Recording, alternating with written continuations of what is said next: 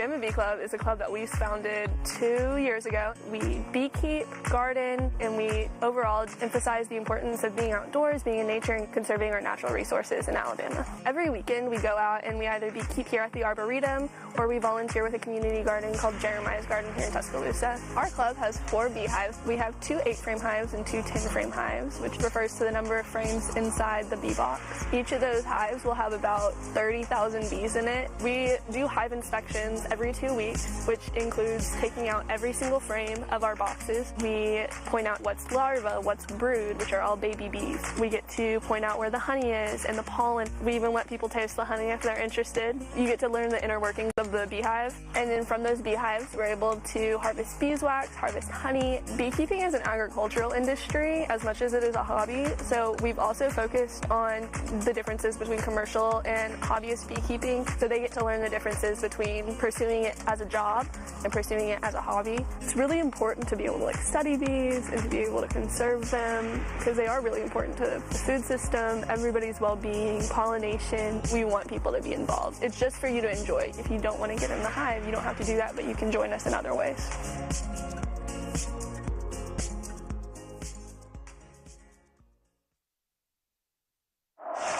Could it possibly be an unbelievable script?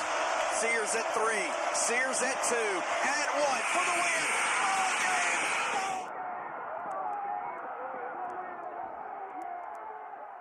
Alabama at Auburn. I just think Auburn's going to have the same game plan they had before. It's a bad matchup for Alabama. Hard to, so I'm up a 3-1 line Auburn wins. So a lot like last year. Drop a couple, go to the Final Four. They're still capable. I think Auburn wins at home. All right, listen. Hardest playing, toughest, most needed team out there. And it's a no matter what. Everything ain't going to be perfect. Okay? We can be the hardest playing team and a bounce goes their way. Screw it. Play on. No matter what. Just be the hardest playing team, most connected, most together team for 40 minutes. Let the sport take care of itself. Hallowed be thy name. Thy kingdom come. Thy will be done on earth as in heaven. Give us today our daily bread.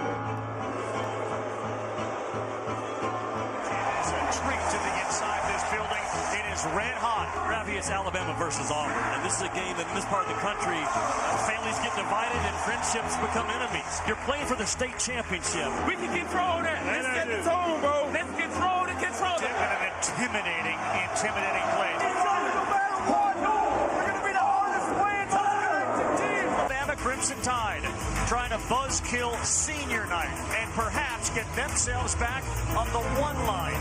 This is a tough place to play. Fans on top of you, and especially when the Crimson Tide comes to town. Doug throws it in the air, and the tap is controlled by Amore to Nelson. Grant will look. He'll drive right. Takes it right at Bruce. Up. It's good. And he is fouled. An and 1 opportunity. 7-4 Bama. Phylon going into the lane. Puts it up short. Rebounded by Cliff. Spin. Shoots. Got it. And he is fouled. Another and 1 opportunity. Up 3 is inside. Diamante will drive. Shoots and scores. And a big bucket there for Mo. Counted by Bedford. Now feeds Sears. Deep 3. Bottom. Martin. Sears. Jaron on the drive to the rim, and he lays it in. Well, I love the way Alabama's attacking the paint. Point. Alabama advantage with 12:34 to go here in the first half.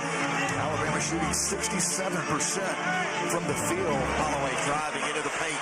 Puts it up off the window and in, and good to see there as Aiden Holloway gets his first point. Steal that possession, could do it. Now Nelson going in. Oh, and an and 1 as well. Grant Nelson fires it down on Dylan Carter. This place sums up Alabama and Auburn, man. You bring the hammer and talk a little noise afterwards. Sears going baseline, cut off, stops, looks, Nelson in the corner, lets it fly for 3, bottom. Another bank first 3 for the Crimson Tide. Phylon, we're running right at him. LeBaron going to the rack, kicks it in the corner. Youngblood 3, bottom. And Nado's talked about it all week. He wants his team to push the pace. Quite a pace, to say the least. 2.5 differential, shot clock and game clock, if that much, as Sears will hold it near center court with 1. He will look and he will let it fly. It's blocked, and that will be the end of the half. And we'll go to the locker room with Bama on top, 45-42. Listen. Okay, we're only 53% of the rim, so we got to make better rim decisions. You got too many turnovers. Okay, the hardest playing, Okay, we've only lost one of the 4-minute walks. Be the hardest playing team, no matter what. Don't go our way. That call it. It doesn't matter. Just play hard. It'll figure itself out. The score takes care of itself at the end. So let's go defense on 3. 1, 2, 3. Defense. Good news for Alabama. Up 3.5 on the road against Auburn. The fine line. He'll drive underneath. Top reverse layup. Left hand got it to go. LeBaron Philon, a beautiful move at the rim. 15:47 left to play here at Neville Arena. Sears as Bama runs the other way. Throwing it down low to Cliff. The lob and 2. Last couple of buckets for Alabama. Strength and toughness. The basket. Kicks it into the corner to Sears. Martin driving to the rim. Kicks it back to Mo. Cutting in. Hands it off to Cliff. And he throws it home with authority. That's where we go, baby. Oh, great pass by Hannaford to Cardwell. What a start. Oh, baby. Under 8. Our time. We got to get stopped. We ain't losing a blue power deal. Mark off the screen. Gives it back. Inside. Man, the flush. Aiden Sherrill throws it home with a great pass from Mark Sears. And Bama leads by 3 again. LeBaron steps into a 3. Bottom. Oh, LeBaron Philon. A huge bank first 3. And we're tied at 74. Timeout Tigers. 2:31 to go. Last medium. 2.5 minutes. We got to be the hardest playing team. Room at 7 to shoot. At 6. Room at 5. At 4. At 3. At 2. Fall away jumper. No. Rebound claimed by Bama. Mo will launch it. It's deflected out of bounds. And why not? We're headed to overtime. 5 more Minutes to play in lead. 79. So I From Big Cliff, playing with 4 fouls. Will be Pettiford. Poked away by Philon and stolen. My friend, Shot left hand. I'll say it clear. 85-83. I'll state my case. Philon. Rebound Nelson. Which I'm certain. What a bang. What a play. Nelson. Bama by 1 with 1:15 to go. Alabama with a couple of open looks, but I traveled each. with about 14 to go. We'll talk it over. It's been loud since before we started. It's as loud as it's been all day long. One timeout left. Could it possibly be an unbelievable strip? Philon at 6. Philon at 5. Over to Sears at 3. Sears at 2. And 1 for the win. Ball game. Bama wins. Oh my goodness, Mark Sears with the floater. At the buzzer. Mark Sears, the hero in this game. Mark Christopher Sears. After further review, let's get out of here. Alabama wins 93-91 is your final in overtime. And the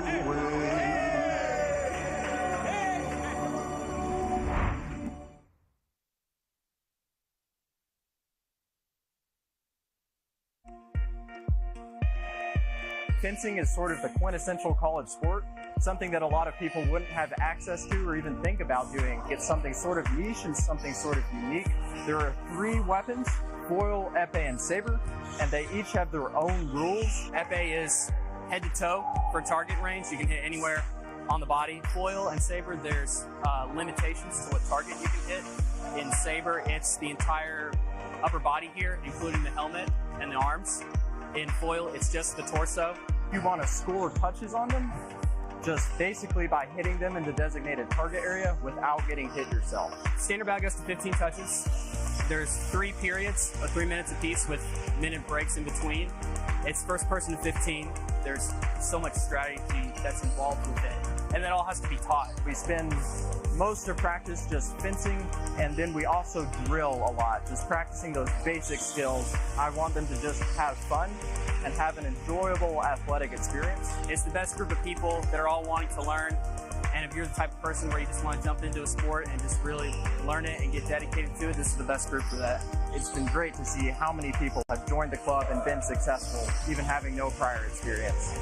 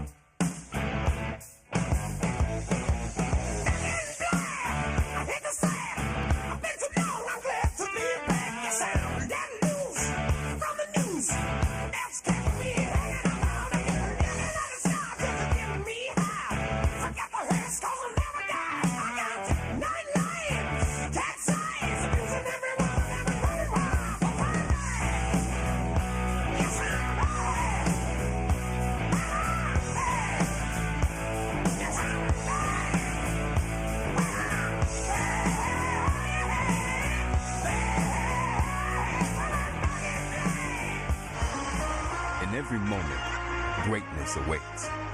For the bold, the visionary, and those ready to take their shot.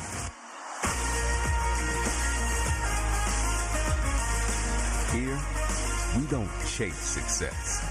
We define it.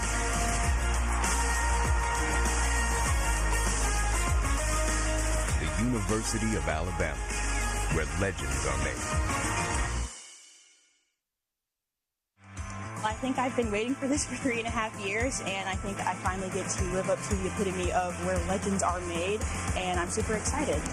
It's very exciting, sad to leave, but very happy for all the experiences I've had over the past 4 years. It's such a different experience from everywhere else. Honestly, here is one of the best spots, for a culmination of everything. You have different people, the culture is just different than everyone else, and it's really just an exciting place to be. My favorite thing, I guess, would be my professors. They helped me out in my time here, and they really took care of me. They were always there whenever I needed them. The teachers are the best. I feel like I got the best education, so there's not any other reason I could tell you. I mean, you get the best education, plain and simple.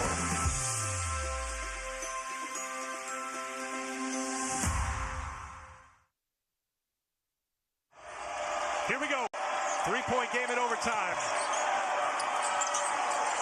Morrow's got it. LSU's got to get a shot. Williams launched it. Well, this could be the last time that the Alabama Crimson Tide play women's basketball at Coleman Coliseum this season. These final 2 games for the Crimson Tide are critical. I want to make 3 points today. I think the most important aspect, our players, our current players, doing everything that we can every single day to invest in them at the highest level. So building that fan base and getting out and working hard in the community. I mean, they're going to be the team behind our team. Guys, there's a rich tradition here, and I'm proud to be a part of that. We standing on business, hey, we standing on business. Hey, there's an opportunity out front. Answer the call, do the call the right way. You rebound, you play hard, do it for 40 minutes. Let's go. Play it for the Lord. Let's go. Stand on business. Repeat on 3. 1, 2, 3. Repeat out. That's a big bucket right there for Diana Collins.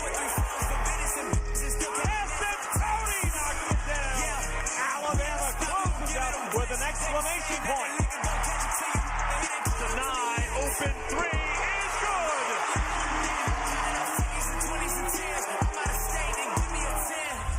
Seconds remaining in this game. 8-second difference between the game clock and shot clock. Williams around the screen. Right elbow jumper is good. That ties the game at 79. Hey, we want to take the last shot. Where do you go with the basketball? Leah Nye's been your top scorer, but she's fouled out. Other scorers in this game, Sarah Ashley Gardner.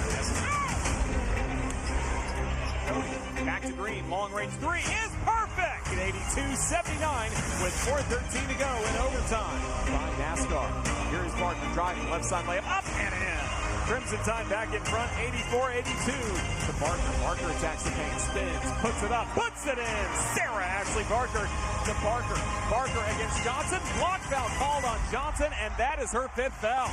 So Barker called for a foul after the review as well. So with that would be her 5th foul. Chrissy Curry can't believe it, putting her hands on her face. Chrissy Curry having to be held back by her assistant coaches as well as the player that just fouled out with that intentional foul, Sarah Ashley Barker.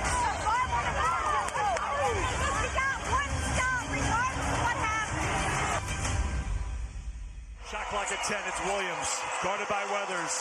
Cody comes out. Williams to the basket. Good defense by Alabama. They got the stop. They've got possession. And Morrow gives the foul with 4.1 to go. Green's played big here tonight. Makes the second. It's a 3-point game. Timeout LSU. They will advance it to the front court. Here we go. 3-point game in overtime. Morrow's got it. LSU's got to get a shot. Williams launches off the iron. And the Alabama Crimson Tide have knocked off LSU. I see trees of green. And this ball game is over. Red and blue. I see them blue. Funny and new. And I think to myself, what a wonderful world.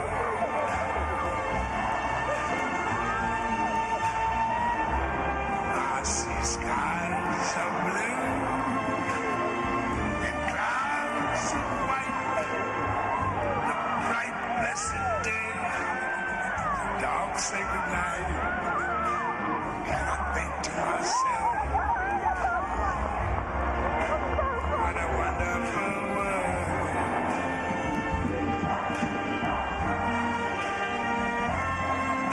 The colors of the rainbow, so pretty in the sky. I see all the faces of people going by. I see friends shaking hands, saying how do you do.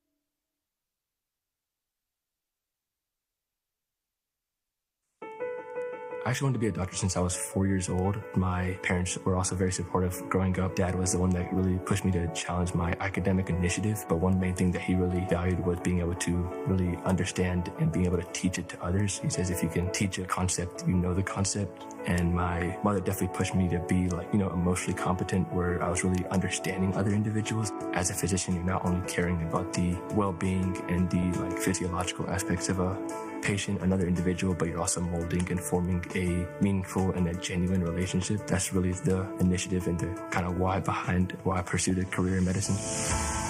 When applying to colleges my senior year, one thing I wanted to really consider was how can I be able to make impact while I'm here and make that story unique to myself. So actually, I have a family friend that went to Alabama. I'm from like Northeast Tennessee. I realized that I was looking at more in-state schools. Once I realized that Alabama was an option, I went ahead and started reaching out to the office here. One major factor I wanted to consider was the opportunities to take on leadership roles. Of course, with the student organizations that we have and the multiple different offices on campus, there was many different areas where I can get involved in. That was something that I found very important, not only my academic interest, but my student involvement and community interest. From the beginning, I wouldn't say Alabama was on my radar, but looking back, it was definitely worthwhile. My first lab experience was here on campus, and I joined a project my freshman year studying how traumatic brain injury actually affects the reward signaling pathway in the brain, and we utilized fish as a model organism. After finishing that experience summer of my freshman year, I got the opportunity to take on my own project studying how muscle physiology actually provides varying levels of behavior and performance abilities within fish. From there, I started looking at opportunities at other institutions. I did an internship at Harvard Medical School, studying how neurons in the brain actually play a role in how fast cancer cells can actually develop within the brain. And it was the experience of a lifetime. Be an independent project, be able to shadow physicians, network with medical students, faculty, 10 weeks just to really kind of immerse myself in this career that I want to end up pursuing was definitely a great experience. And I got to really expand my network much further than I would have ever thought. And this summer I'm actually interning at the University of Pennsylvania, where I'll be learning how calcium signaling and biochemical pathways play a role in pancreatic cancer development. If there's a research interest that you have, there is more than likely a profession on this campus that is doing that field of research or is connected to someone else that is doing that field of research. The university has the resources, the faculty, and of course the assistants that you'll need to really get involved in the research that you're interested in. My research has not only taken me to conferences on campus, but I had the opportunity to go to national conferences, receive funding to go to those. So I've been able to go to Phoenix, Arizona for the first time, Seattle, places I never would have thought I would have been at.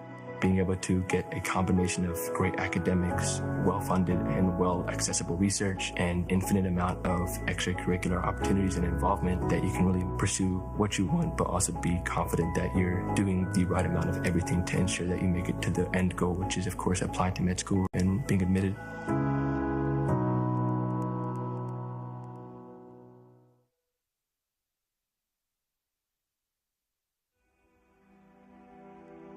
The Iron Bowl, Auburn traveling to Tuscaloosa, Alabama, about an 11.5 point favorite. The total in the low 50s, around 52. This game Saturday, 3:30 Eastern time on ABC.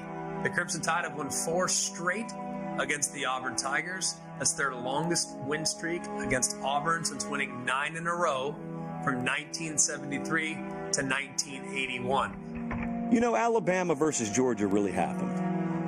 Alabama versus LSU really happened. That's the good news. The bad news is Alabama versus Vandy happened. Alabama versus Tennessee happened. Alabama versus Oklahoma happened. So that's in the past. The future is the Iron Bowl.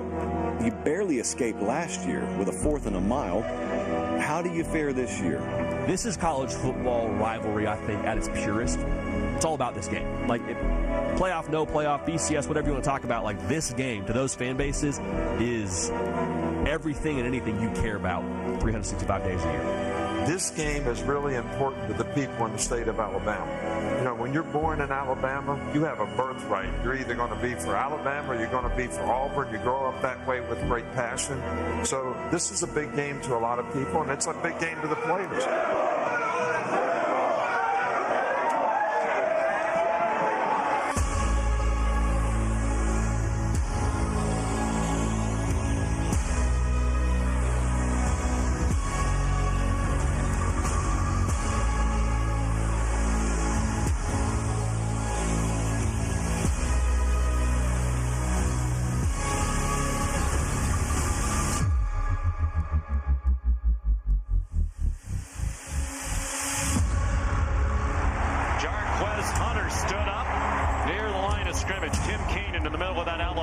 defensive line.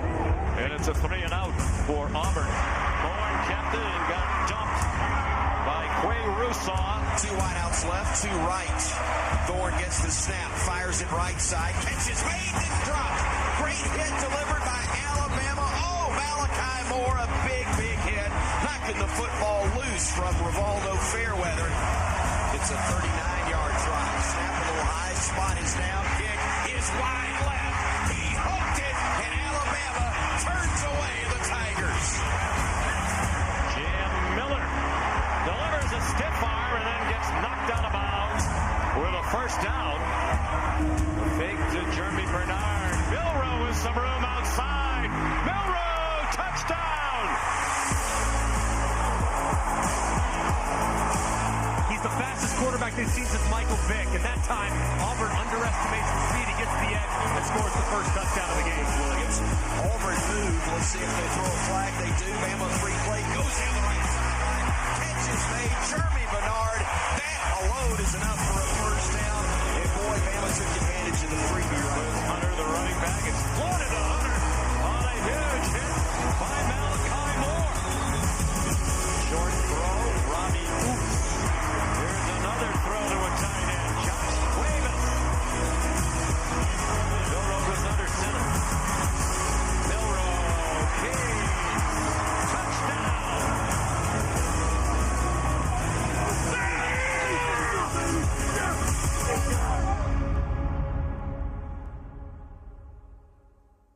Understand the situation. Stay within yourself. Okay, help each other out. Communicate. Don't take anything for granted, and finish. All right? Yes, sir. So Milroe will operate from the pistol.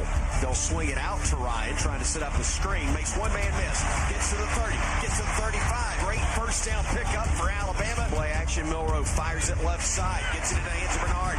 Missed tackle. Fights forward. Gets a first down. Down to the 25-yard line. The token fake to Ron Williams and a little throwback to Dupree. You got Caden Proctor and Tyler Booker out front doing an excellent job of not getting a block in the back. Justice Haynes to the goal line. Touchdown, Alabama.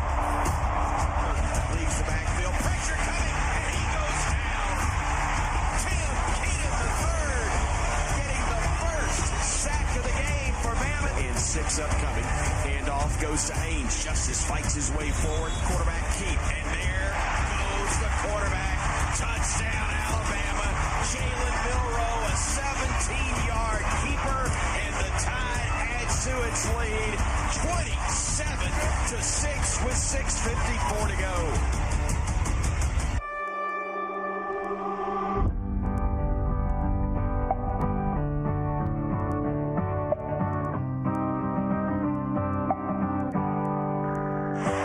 This is a double pass. Hunter fires into a crowd. Intercepted. Picked off by Bray Hubbard. The ball is out. It's an incomplete pass. Monty Jackson knocked it out. Down, and he goes down at the 30-yard line. Clock under 3 minutes now. Bray Hubbard making the stop. Tigers looking. Thorne stepping up in the pocket. It surrounds him. He bounces free left. Squares his shoulders. Throws downfield. It's picked off. It's picked off. Intercepted, Alabama. Intercepted right around the 38-yard line. Alabama picks Sabian My dollar parked in a holler neath the mountain moonlight. Hold her up tight, make a little loving, a little turn it up and on a racing.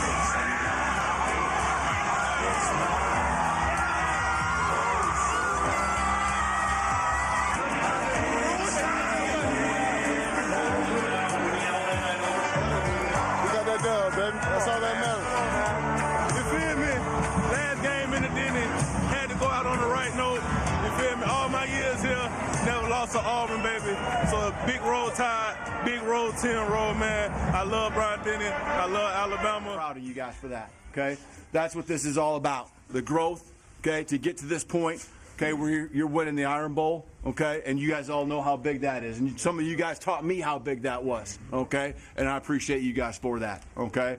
Seniors, proud of you guys. I'm happy for you, okay? I love all of you, okay, in this room, okay? And, man, I'm just glad we got a chance to send you seniors off the way we did here today with the last game here right now. Hey man, I love y'all, boy. I know the season ain't go the way we wanted, but the way we came out and finished, bro, that's a testament to who we are as people, who we are as members of the Alabama Crimson Tide, man. We cut like no other, bro. We 1-1. I don't know what the future holds, but bro, I love all y'all, bro. I want to go to war with anybody else. I want to have this season going the other way, man, because it's gonna make us better individually, no matter where we're going, no matter what's going on, bro. But I love y'all. And let's get ready for whatever the future holds, bro. Let's go. We ain't done yet. Let's go. B-side final 3, 1, 2, 3. B-side body. You fucking right.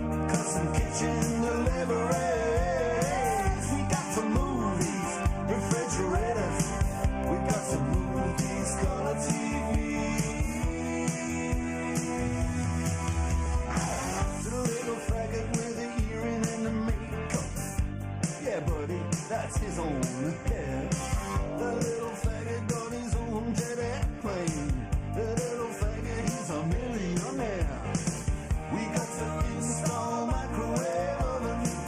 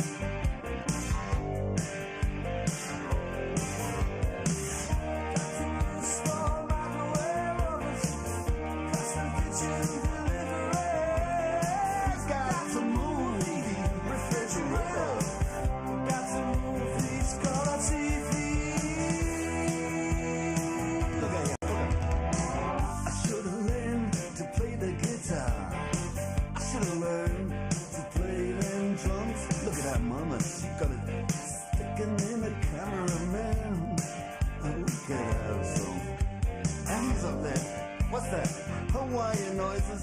He's banging on the bongos like a chicken fence. Oh, that ain't working. That's the way you do it. Get your money for nothing. Get your chicks for free. We got to install microwave oven, custom kitchen delivery. We got to move these refrigerators. We got to move these color TVs.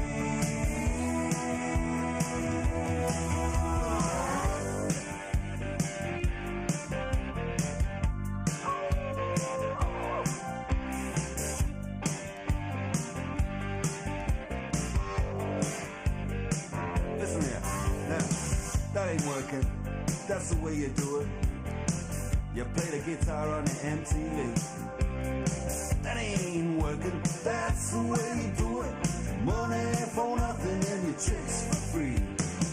Money for nothing. Chicks for free. Money for nothing. Chicks for free. Ooh, and money for nothing. Chicks for free. Money for nothing. Chicks for free.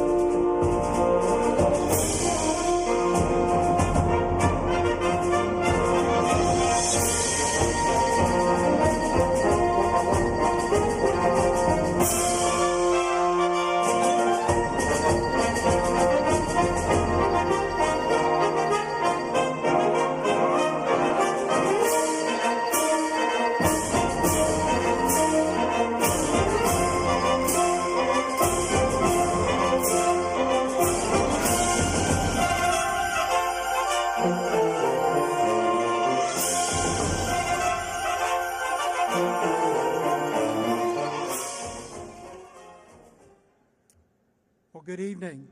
You may be seated. To our graduates and their families, to our guests, welcome. This evening marks a moment of both celebration as well as distinction. We're especially honored tonight by the presence of the President of the United States, whose participation in tonight's ceremony adds historic significance to this moment.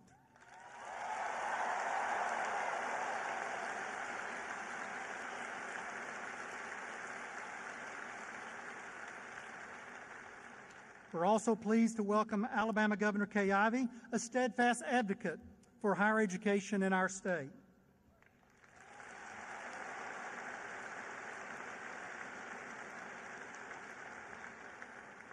We're also privileged to be joined tonight by members of the Board of Trustees of the University of Alabama, our vice presidents, members of our leadership team, UA faculty, UA staff, as well as distinguished guests who are seated both on the platform as well as throughout the Coliseum. Please join me in showing our appreciation to each of these distinguished guests for what they do for the University of Alabama, for our students, and helping us to fulfill our mission here at the University of Alabama.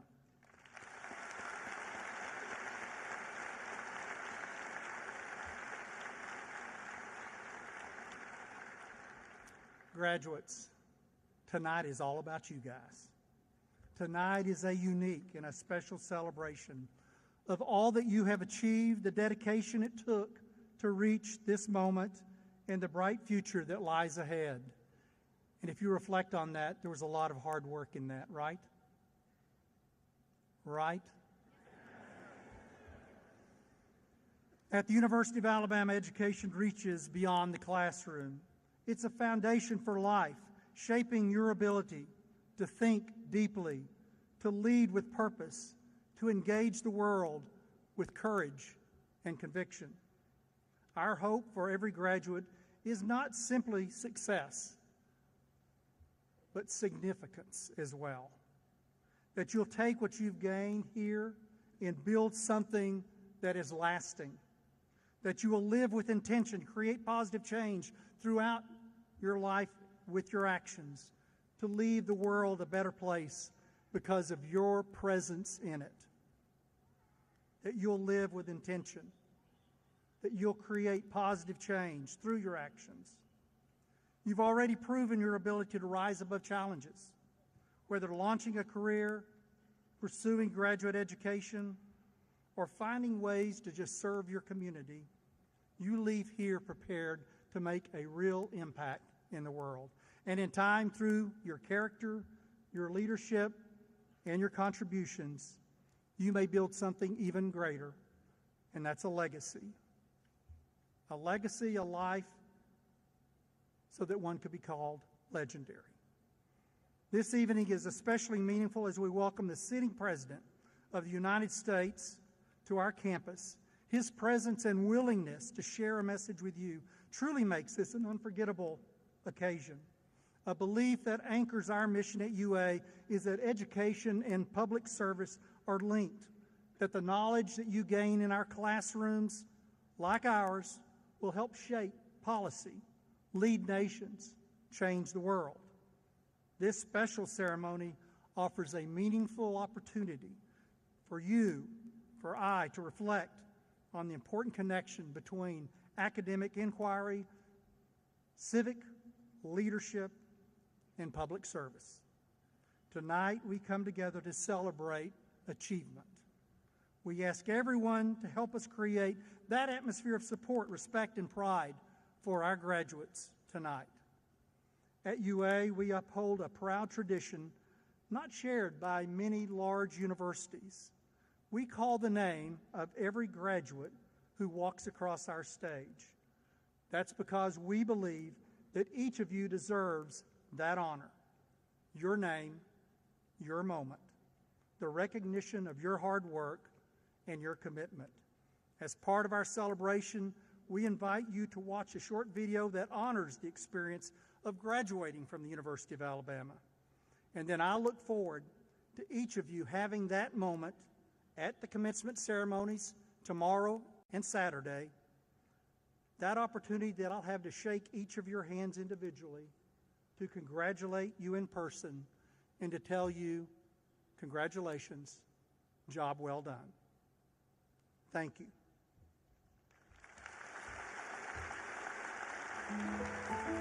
What's in a name? Shakespeare asked in Romeo and Juliet. Names have meaning. They're unique to each person. And trust me, I know something about names. A few magical times a year, I have the privilege of saying thousands of names. Micah Linda Garrett, Top Bahadur Rawat Chetri, Elizabeth Page Tagg. Since becoming the voice of commencement in the 1990s, I've called the names of Heisman Trophy winners, Bryce Christopher Young, Super Bowl champions, Joseph W. Namath, and Alabama icons. But I've also called the names of future doctors, lawyers, teachers, scientists, and everything in between. The one thing they all had in common, the capstone. This incredible place that they called home. The Quad, Bryant-Denny Stadium, Denny Chimes. The people they met here, friends for a lifetime. A family that they could choose. Behind every name read aloud at commencement is a story.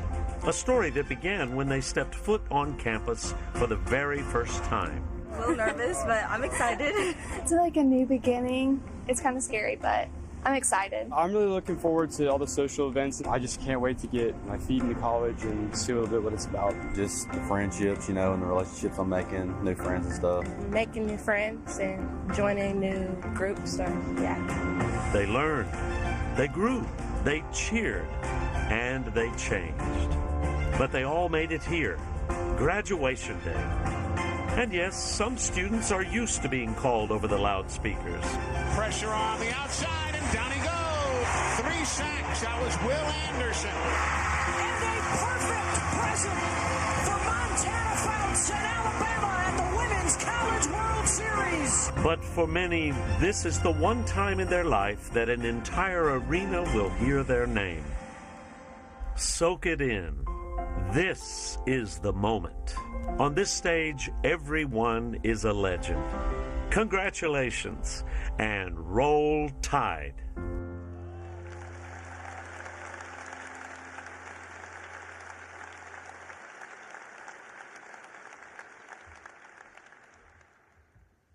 Good evening, everyone, and roll Tide. I'm Dr. Jim Dalton, Executive Vice President and Provost at the University of Alabama, and it's a privilege to continue this special celebration tonight. To our graduates, it's a meaningful moment to recognize all that you've accomplished, surrounded by those who have cheered you on and believed in you. We're very proud of you. Now, would everyone please stand for the presentation of the colors.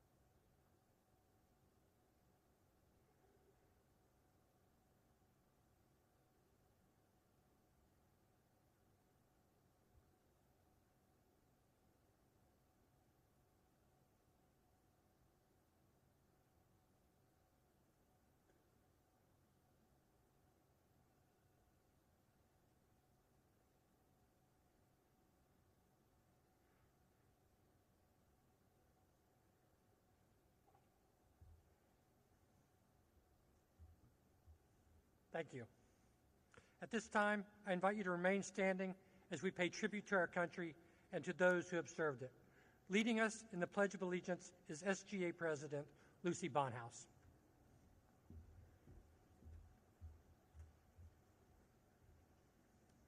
I pledge allegiance to the flag of the United States of America and to the republic for which it stands, one nation, under God, indivisible, with liberty and justice for all.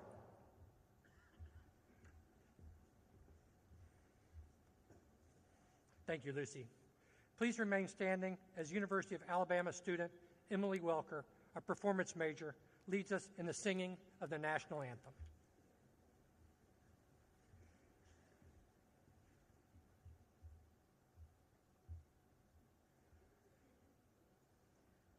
Oh, say, can you see by the dawn's early light what so proudly we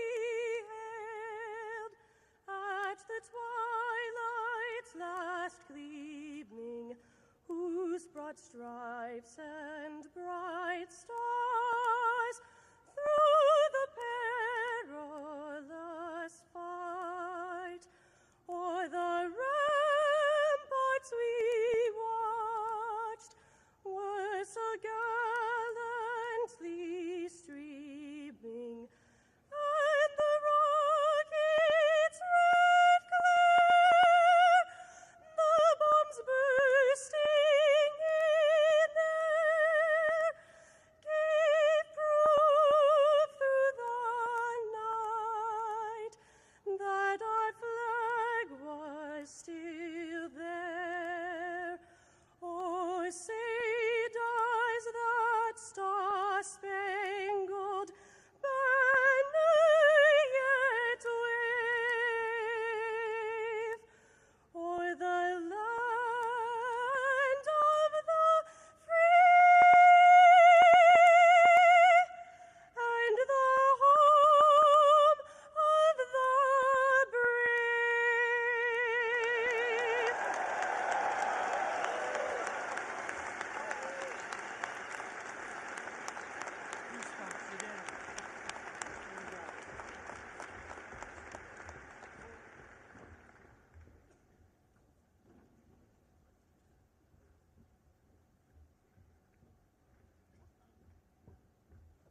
Thank you, Emily.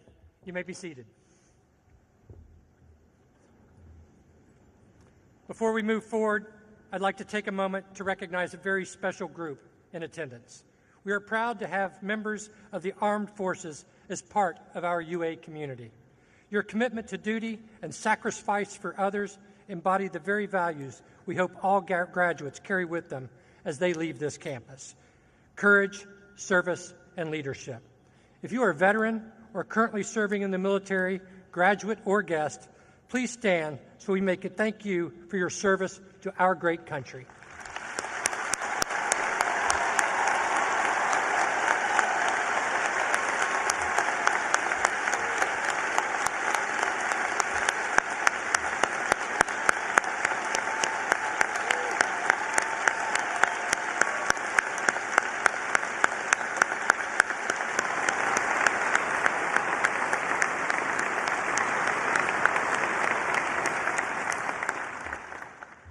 Thank you for your service.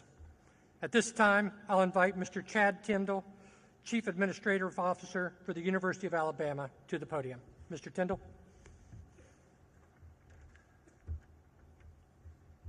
Thank you, Dr. Dalton. Good evening. Roll Tide. Roll Tide. That's much better. Faith is such an important part of the lives of so many of our students at the University of Alabama. And whether that faith is Christian, Jewish, Muslim, or another, commencement is an especially great time to reflect on that faith, on our purpose and its meaning. I am pleased to welcome to the podium Dr. Wade Langer of UA Campus Ministries, who will offer tonight's invocation, reflecting on this moment and our futures.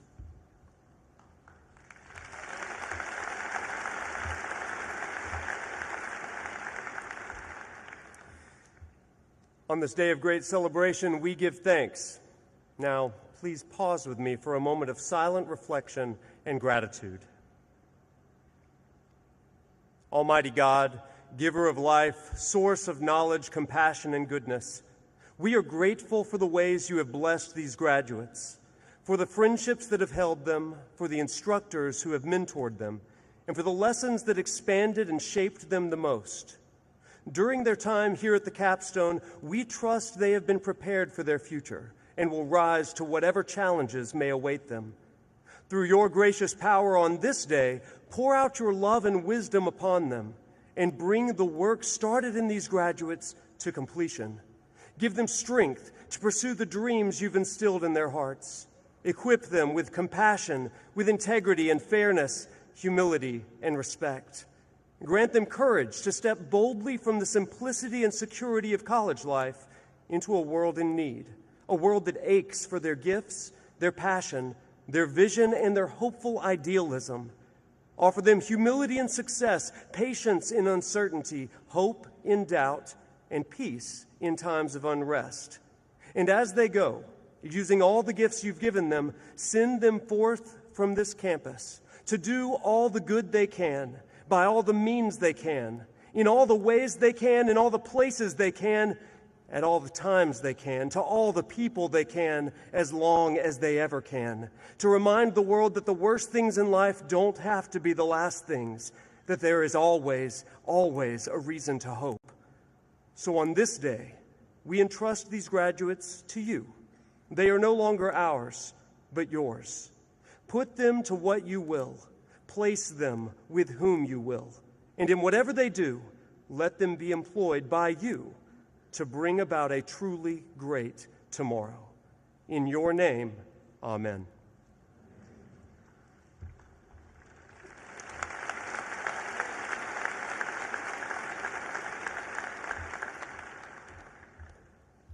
Thank you, Dr. Langer, for those words of hope.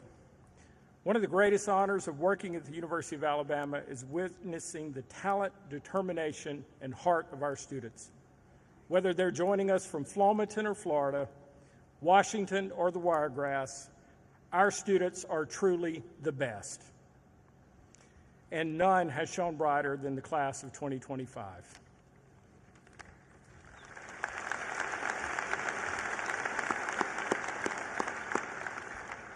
You have shown remarkable resilience, leadership, and pride in this university. You'll hear from a student who embodies all that and more tonight. It's my privilege to introduce the class of 2025 Student Government Association President Samad Gilani.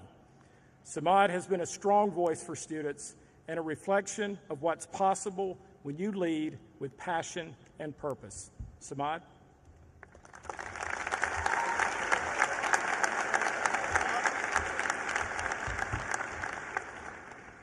Good evening, everyone.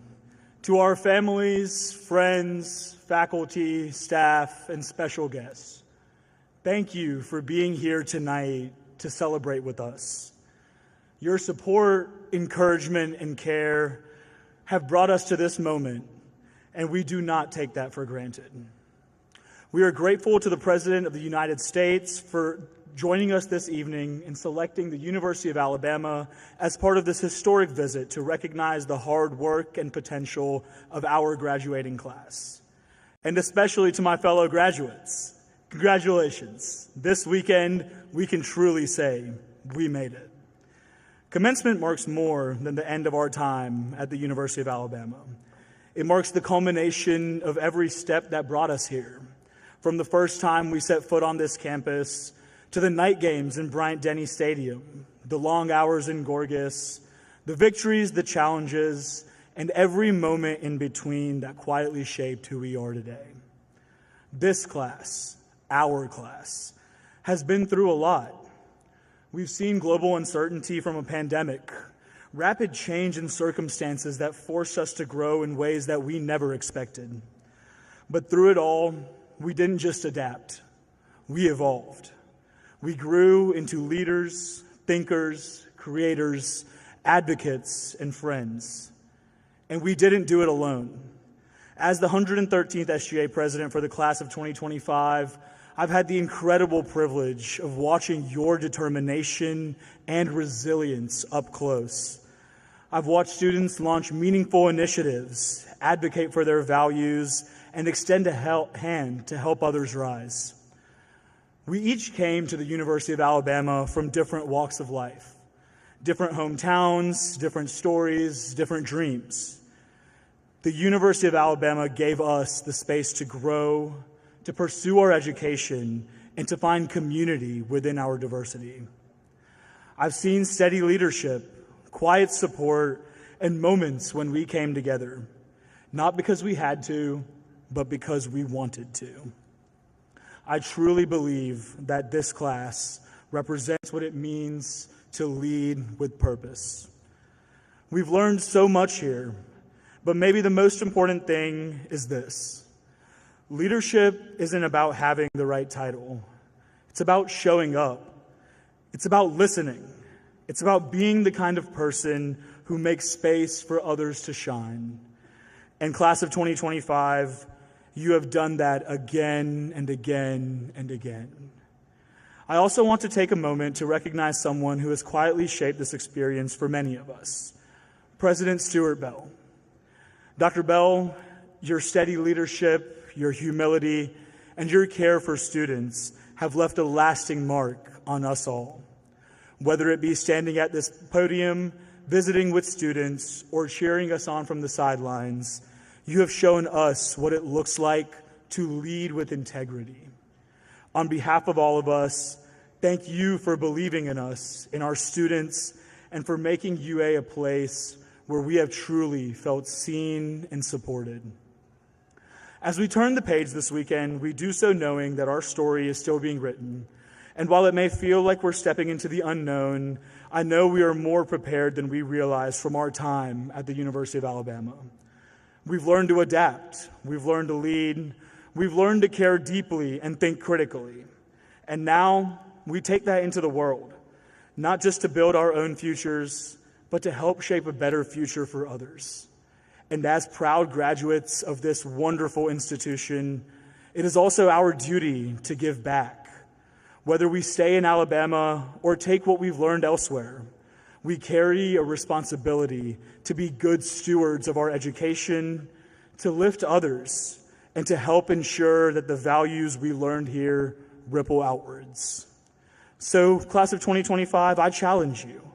Wherever you go next, bring that fire, bring that curiosity, bring the pride that you feel tonight, and let it carry you through whatever comes next. Because this isn't just the end of something great. It's the beginning of something even greater. Congratulations, class of 2025. It's been an honor to walk this journey with you. Now, please turn your attention to the screens as we share a special senior tribute video honoring the class of 2025 and the friendships, memories, and milestones that have defined our time at the capstone. Now, if you don't mind, I'm going to go sit with my classmates for this one. And you know I can't end without one last Roll Tide.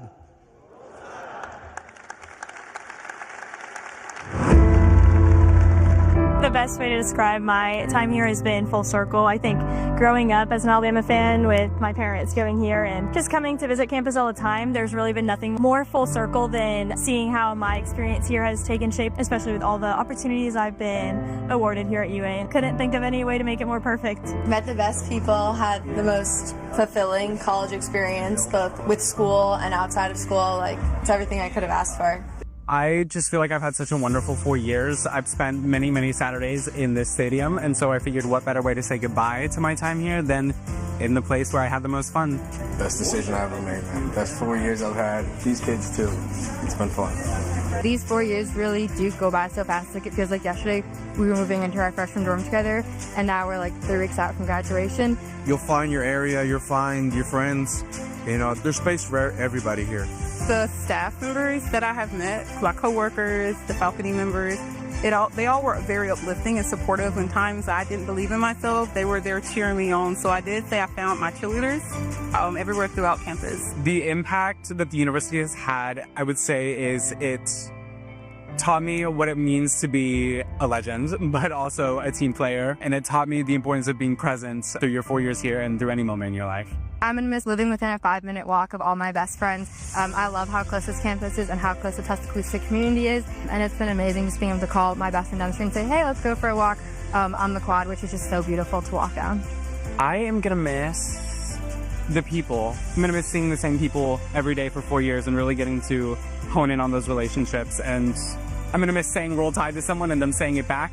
Wherever I go, like in the future, saying like I went to the University of Alabama, it's not just like a place I attend at school. Like I said, like I feel like it's like a culture that I'm now like a part of. Roll Tide! Roll Tide! Roll Tide! Roll Tide! Roll Tide! Roll Tide, guys.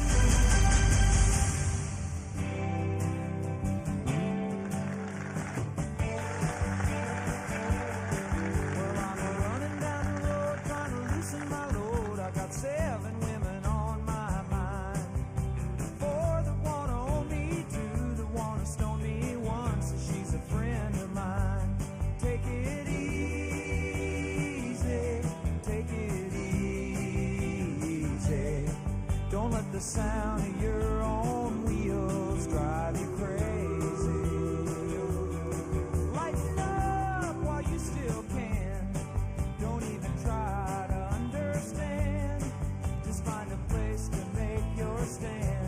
Take it easy.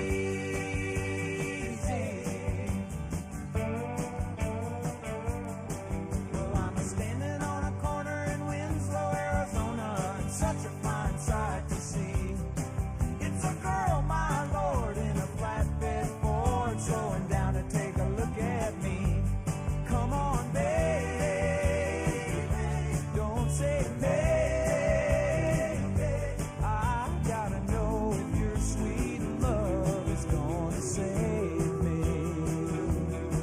We may lose and we may win, but we will never be here again.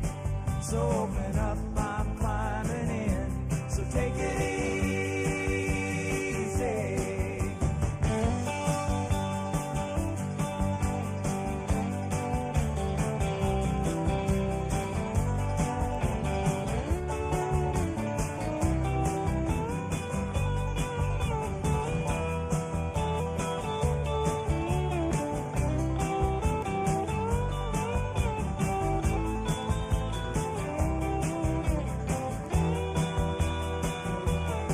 Well, I'm running down the road trying to loosen my load. Got a world of trouble on my mind.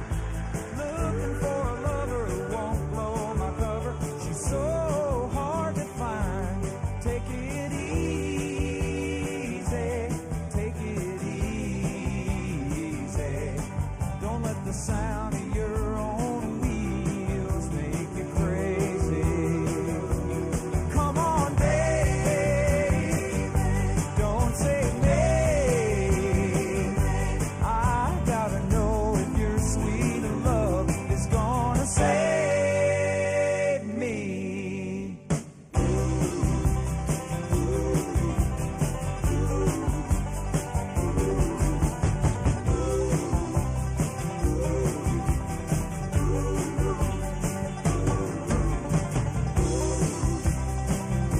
Oh, we got it easy.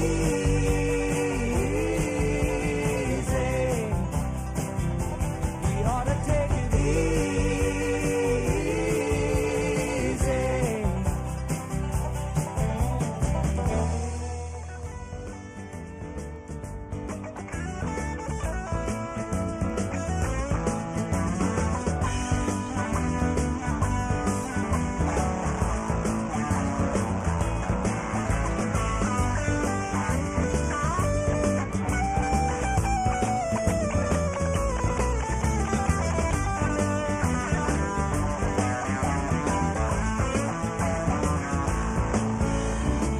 Your everlasting summer, you can see it fading fast.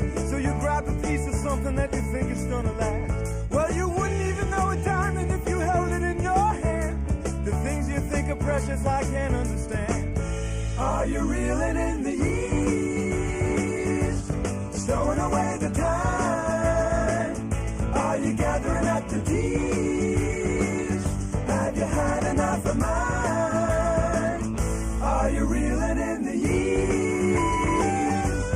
Stowing away the time? Are you gathering up the tears? Have you had enough of mine? You've been telling me you're a genius since you were 17. And all the time I've known you, I still don't know what you mean. The weekend in the college didn't turn out like you planned. The things that pass for knowledge I can't understand. Are you reeling in the years? Stowing away the time? Are you gathering up the tears? Have you had enough of mine? Are you reeling in the years? Stowing away the time? Are you gathering up the tears? Have you had enough of mine?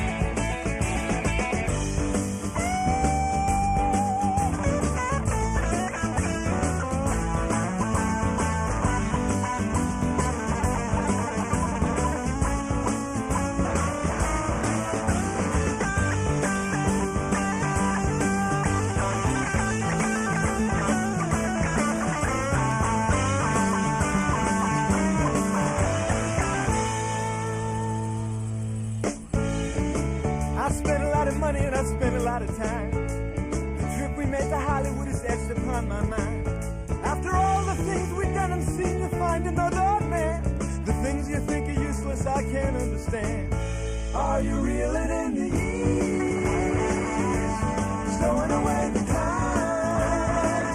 Are you gathering up the keys? Have you had enough of mine?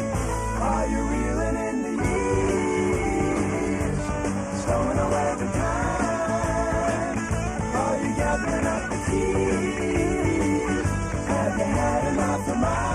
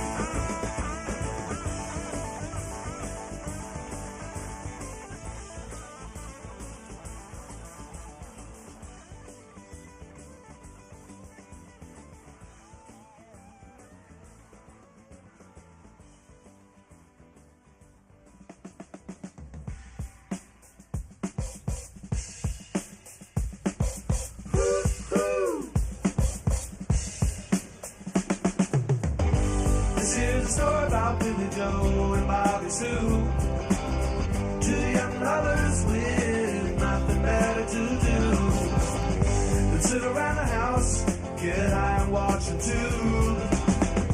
And here's what happened when they decided to cut loose. They headed down to old El Paso. That's where they ran into a great big hassle. Shot a man while robbing his castle. Bobby Sue took the money and run. Go on, take the money and run. Go on, take the money and run. Go on, take the money and run. Go on, take the money and run. Billy Mack is a detective down in Texas. You know he knows just exactly what the facts is. He ain't gonna let those two escape justice. He makes his living off of the people's taxes. Bobby Sue, whoa, she slipped away. Billy Joe caught up to her the very next day. They got the money, hey, you know they got away. They headed down south and they're still running today. Saying, go on, take the money and run. Go on, take the money and run. Go on, take the money and run. Oh, no.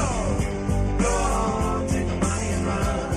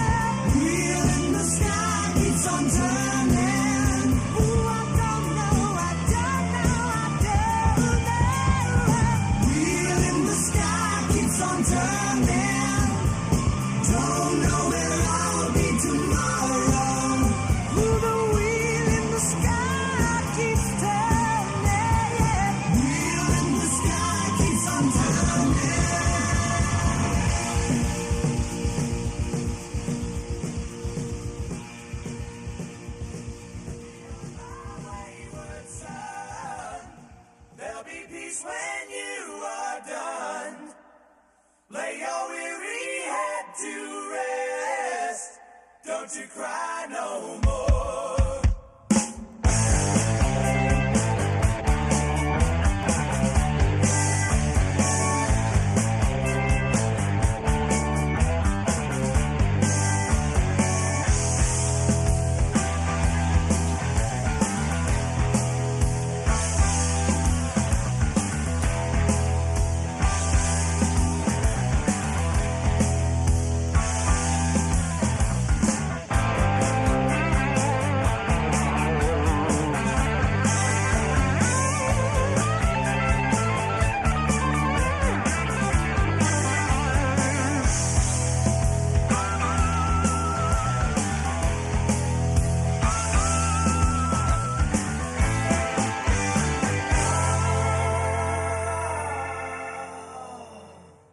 Once I rose above the noise and confusion, just to get a glimpse beyond this illusion.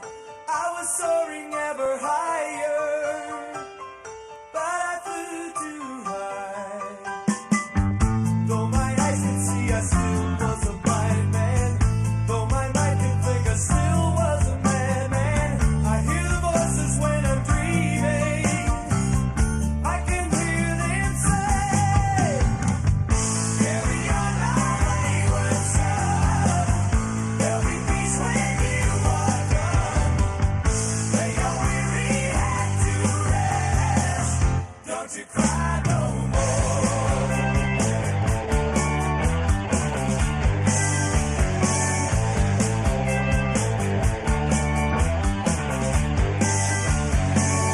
Masquerading as a man with a reason. My charade is the event of the season.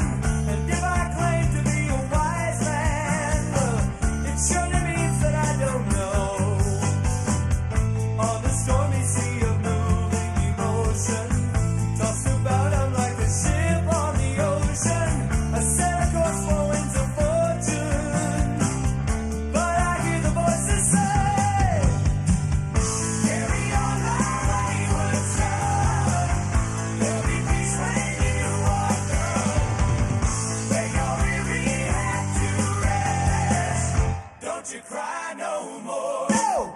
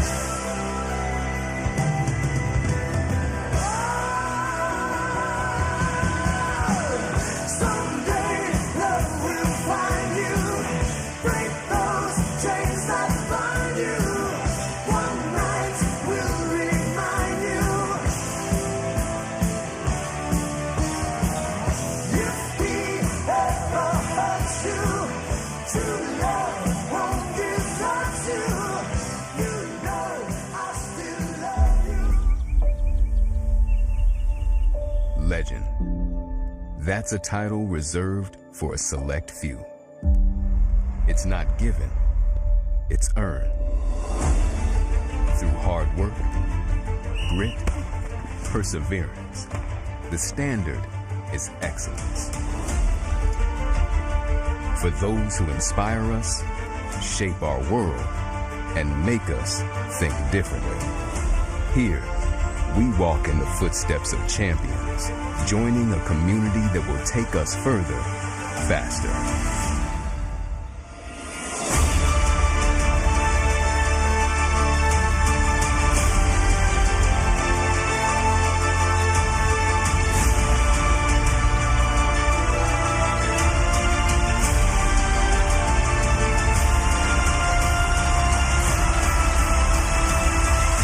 This is where ambition meets opportunity and where legends are made.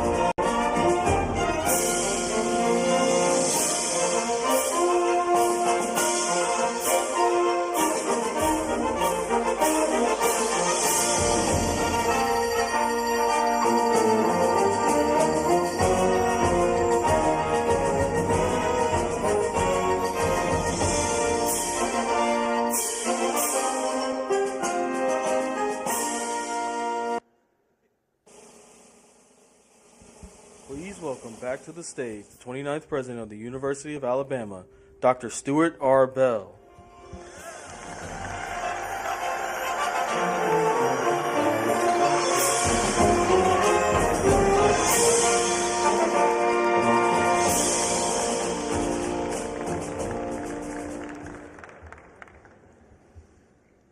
Welcome back. Well, graduates, your time at the University of Alabama is certainly part of something much larger than any one moment. You're part of a legacy that stretches back generations and forward into the future that only you are going to be able to define. And tonight, let's just say it's not over yet. Let's make some more memories. Some very special guests are about to take the stage, an individual who has left a lasting mark on this university and whose presence tonight truly makes this celebration unprecedented.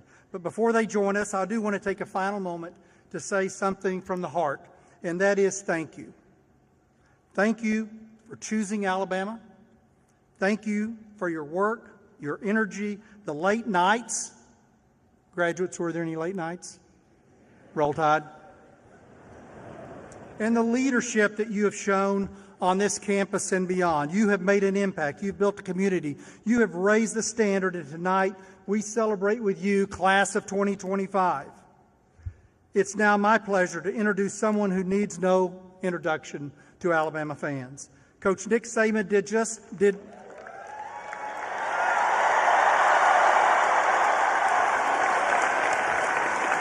Coach Nick Saban didn't just win championships, he built a culture of excellence that set a standard in college football and taught us all the power of teamwork, self-discipline, and unwavering focus on the process of getting better every day. He challenged our student athletes to be champions, not just on the field, but in the classroom and in life.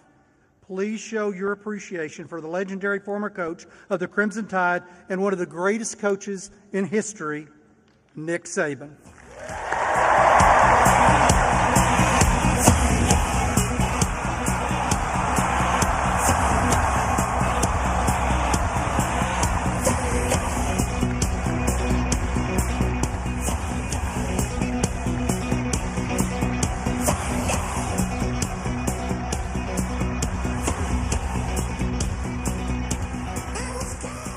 Thank you so much.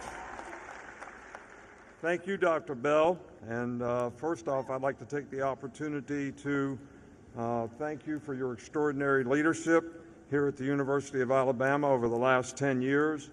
You made the university better. You made me better. You helped us have a successful program because we always had the support that we needed. And leadership is all about serving other people. And Dr. Bell created a great example. He was somebody that we all could emulate. He helped others for their benefit, which is what service is all about. And, you know, his integrity, humility, and unwavering focus to the students here is something that is unprecedented. So I would like to get a round of applause for Dr. Bell for 10 years of tremendous service to the University of Alabama.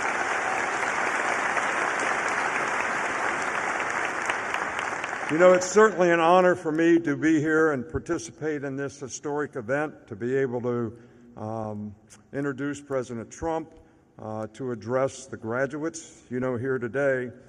So it's a special moment for me, but I got to be honest with you. You know, I feel like I'm the warm-up band for the Rolling Stones. And the first song they're going to play is Start Me Up. So, but really, to all the students here, I want to congratulate you on the hard work and commitment that you made to be able to graduate, create a future for yourself. But I want you to remember something. You know, you've created an opportunity to create a legacy now. And if you remember back in 2009 when we won our first national championship here, we had a celebration in the stadium, and I said, this is not the end, this is the beginning. And the reason I made that statement is I wanted our players and the people in the program and our supporters at the university to realize that we wanted to create a legacy of success. Well, that's what you have the opportunity to do now. You know, you're going to face new challenges. This is going to be a new beginning for you. New challenges, new horizons, new opportunities, new obstacles to overcome. And I'm sure the University of Alabama has provided a lot of resources for you to be ready to do that. And our faculty here has helped you prepare for what you need to do to have a successful legacy, you know, in the future. But I always tell people that you need to be very wise about the goals that you set. But more importantly, you got to define, what do I need to do to accomplish those goals? That's called the process. The very things that you need to do on a day-to-day basis to be able to accomplish the goals that you have. You need to define that for yourself. And then you have to have the discipline to execute it every day. And I'm talking about self-discipline, because we make hundreds of decisions every day that come down to two questions. Here's something I know I'm supposed to do that I really don't want to do. Can you make yourself do it? On this hand, there's something you know you're not supposed to do, but you want to do it. Can you keep yourself from it? If you can make those choices and decisions the right way, you'll be able to always make progress toward the goals and aspirations and things that you want to achieve. So making the right choices is very, very important. You know, when you embark on this journey, there's three things that I think always help me. First of all, have compassion for other people. Treat people like you would like to be treated. Treat people nicely on your way up. You might meet them on the way down. So it's nice to be important, but it's also more important to be nice. So that was the first thing, compassion for other people. The second thing is be responsible for your own self-determination. You got to earn it. Don't look at somebody else. Don't blame somebody else. You be responsible for your own self-determination and have accountability for what your job is and what you need to do. And the last thing is it's not about beating the other guy. It's not about being better than somebody else. It's about you being the best that you can be. You know, we won 26 games when I played Pop Warner football in a row. Then we won 30-some in high school in a row, and it was never good enough. And I could never understand that. But my dad said it's not about beating the other guy. It's about you being the best that you can be at whatever you choose to do. And I'm going to leave you with this. The first speech that I gave in 17 straight years here was I used to get the players to understand how important it was for them to be their best, as I paraphrased Martin Luther King's old street sweeper sermon. And he started out saying, there's only one guy in the green stamp store at Montgomery, Alabama that I'll let shine my shoes. Because the pride that guy has in shining shoes and the smile he gets on his face when you told him he did a good job. Then he goes on to say, if you're going to be a street sweeper, be the best street sweeper in the world. Sweep the streets like Michelangelo painted a Sistine Chapel, like Shakespeare wrote literature. Let him put a sign up that says the best street sweeper in the world lives right here. And if you do that, you accomplish the best there is in life, knowing you did your best to be the best you be, no matter what you choose to do.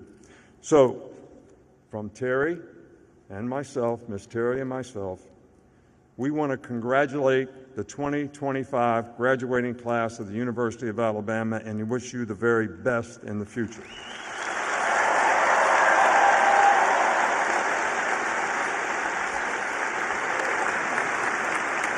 And before I introduce President Trump, I have to tell you a story. You know, you all know that we win a national championship, we get to go to the White House, and it's a great experience for our players and each and every year. When we won in 2017, President Trump was there in 2018, very gracious host, and he's the first president that invited us to come in the Oval Office.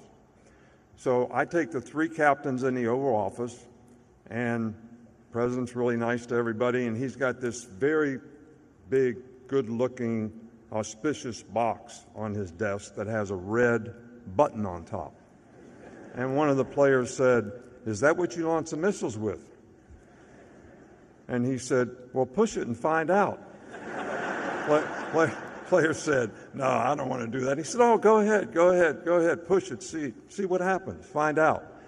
So Rashawn Evans finally got the guts up, went over, pushed the red button. Some lady came in with a Coke on a tray. So I really want to express my appreciation to President Trump for choosing the University of Alabama for his commencement address and making time to speak to our graduates. Now, it is my distinct honor to introduce our next speaker. Please join me in welcoming the 45th and 47th President of the United States, Donald J. Trump.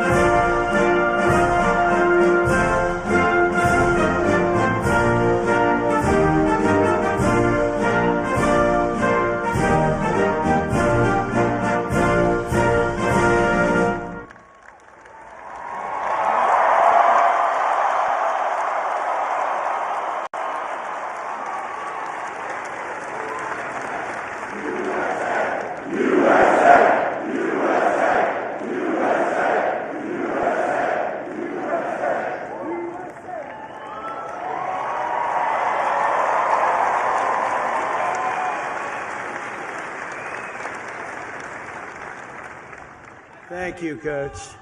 Wow, what a nice-looking group this is. What a beautiful group of people.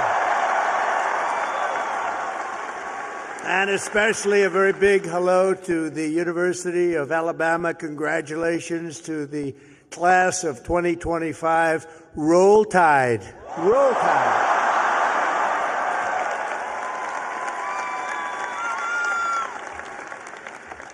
There are things that happen in life that are very important, and you always remember where you were when they happened.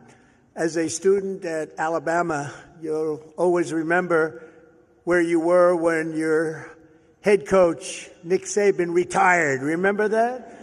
Because he's done such a fantastic job. The last time I was here, and that's true with Nick, what a great coach. Let's bring him back. No, you have a good coach right now, though. You have a good coach right now. He was great. But the last time I was here, the Crimson Tide beat the Georgia Bulldogs 41 to 34. I was here. I got to watch it. That was some game. Today it's my pleasure to return to this campus as the first president ever to deliver the keynote commencement address to this truly great American university. It's a great school. And there's nowhere I'd rather be than right here in Tuscaloosa, Alabama, Titletown, USA. That's what it's become. And I love this place. Maybe it's because I won Alabama by 45 points. Could that be the reason? 45? You know, the way they say, the polls have closed in Alabama. Trump has won Alabama immediately.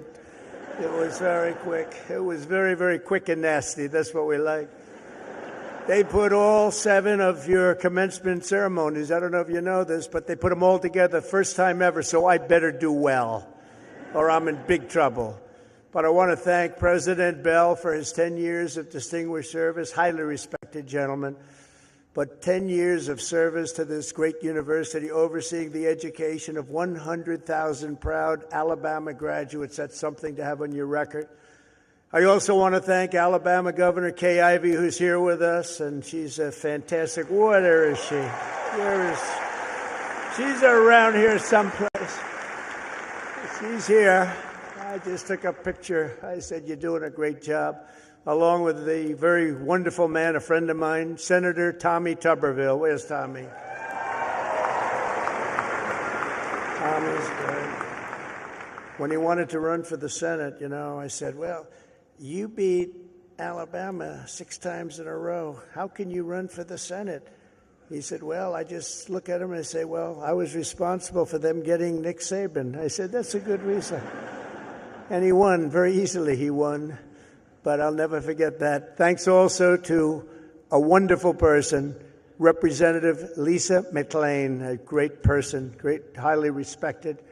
Gary Palmer, Robert Adderholt, Dale Strong, Ronnie Jackson, Ralph Norman, along with Lieutenant Governor Will Ainsworth, Alabama Attorney General Steve Marshall, Alabama Secretary of State Wes Allen, great people, Alabama Senate President Pro Tem Garland Gudger, Chancellor Sid Trant, and members of the University of Alabama Board of Trustees.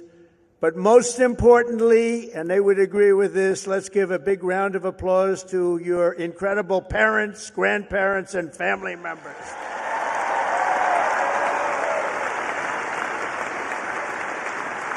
Because they made this wonderful day possible. Oh, you're great. Without them, it doesn't happen. Without them, you probably aren't here, and you wouldn't have that big, beautiful smile on your faces. This year, the graduating Alabama class of 2025 has over 6,600 graduates. You're the largest class in school history. Among your ranks are among the 800 first-generation college students and nearly 3,000 students from right here in the great state of Alabama. Amazing. And this class also includes many Rhodes Scholars, Goldwater Scholars, 213 Merit Scholars, and over 1,500 students graduating with red caps. You know what that signifies? 4.0 GPA. That's a lot of students. That's a lot of students.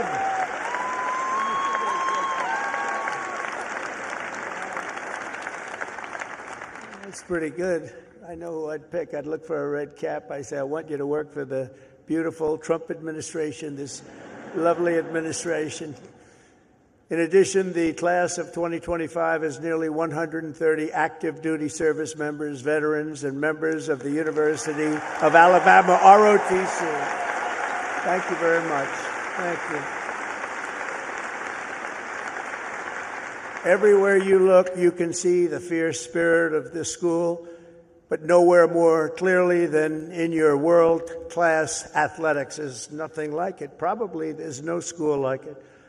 That's why I would like to recognize the 11 graduating seniors on the University of Alabama football team. Where may they be? Where are they? You just have to look, and they're about a foot taller than everybody else. Oh, great. Thank you very much. Congratulations. Great season. Thank you. Thank you. Great season. There is something truly special about the players, coaches, and the fans who pack the stands at Bryant-Denny Stadium and proudly sing Dixieland Delight. We like that. Alabama has changed college football forever and inscribed into the history books the names of Bear Bryant, Joe Namath, 4 Heisman Trophy winners, and, of course, the great Nick Saban.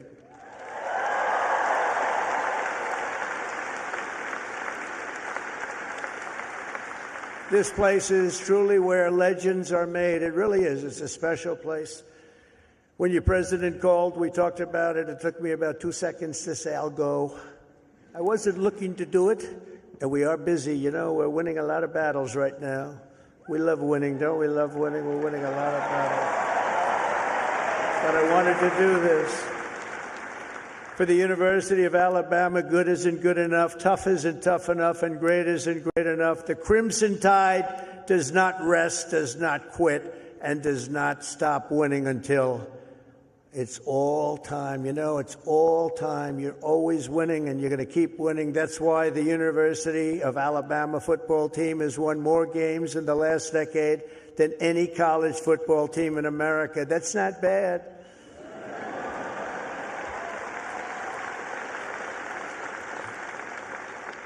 And it's why last fall you beat Auburn for the 5th year in a row. That's not bad. That's not bad. The University of Alabama has a brand, and that brand is winning. That brand is winning. Great school. Last year, the Crimson Chaos watched the Tide Hoops make it to the Final Four for the first time ever. And this year you built on your incredible record and returned to the Elite Eight.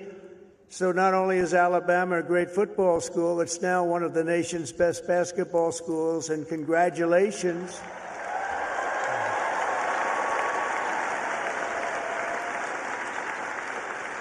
And I love sports, and I think I should have come here.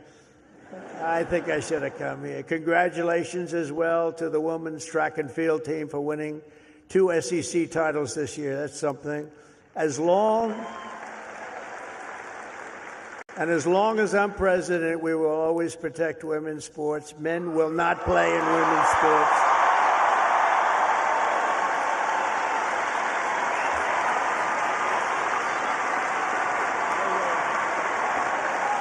No way. They say that's an 80-20 issue. No, it's a 97-3 issue, I think. No, men will not be playing in women's sports. I said that, and I classified it with a very powerful executive order. As you know, it's done. The class of 2025 was the first to enter the halls of this university in the aftermath of COVID-19. Following a difficult senior year of high school, many of you came here to Tuscaloosa from around the country, and for the very first time, you experienced something called freedom. You had freedom. So let's give a big round of applause to the leaders of this state who chose liberty over lockdowns. They did. They did a good job.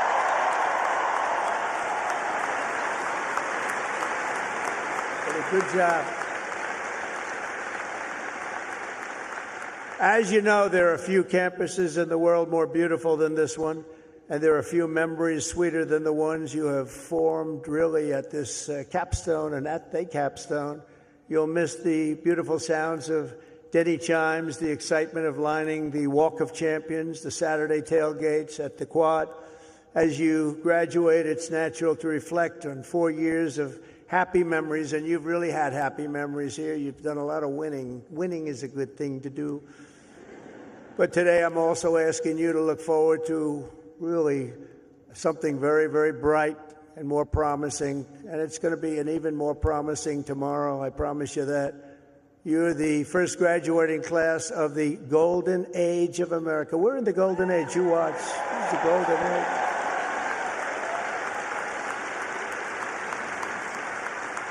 This is the golden age. We've done things that nobody thought possible. 100 days yesterday, 100 days, and we've done things that nobody thought even possible.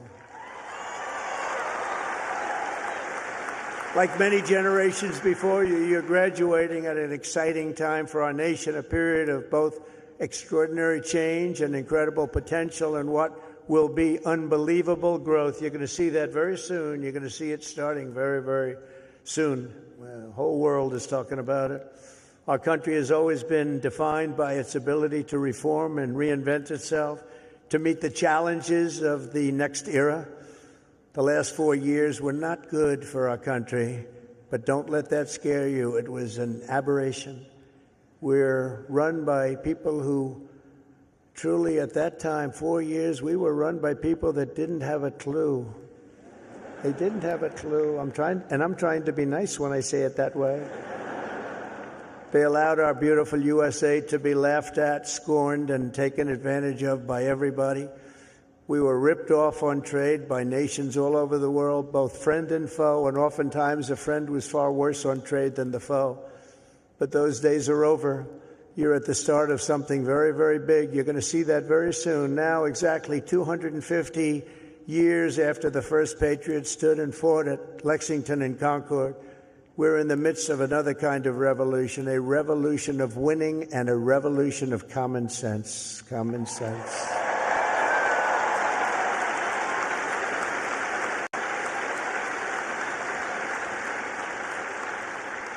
Everywhere you look, broken systems, corrupt institutions, and tired dogmas are being swept away by the tide of history. Ancient wisdom is being rediscovered, and the best and strongest traits of America are coming back for all to see, bigger, better, and greater than ever. Coming back, and they're coming back fast. The spirit of our age is one of boldness, vigor, ambition, and adventure, and it's exciting to be you and young. Oh, I'd pay you a lot of money to have your age. You have a great future. The people have rejected the voices of a failed establishment. You saw that in the election. We've turned the page on endless wars, crippling debt, open borders, ruinous inflation, and a lack of respect for our country and for its leaders. But we're turning that all around, and we're turning it around very fast. We will very quickly make America great again.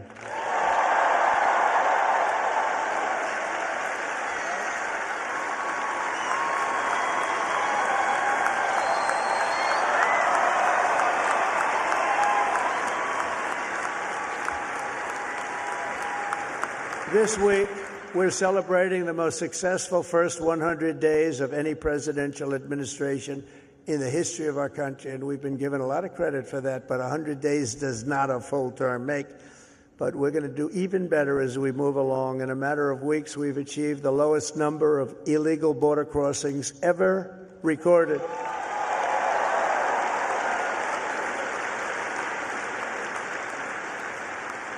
And you've seen it, hundreds of thousands of people pouring into our country from prisons, from mental institutions, from gangs, and all over the world, not just in South America. You'd see hundreds of thousands of people pour across in one day. You know what we had just recently? Three.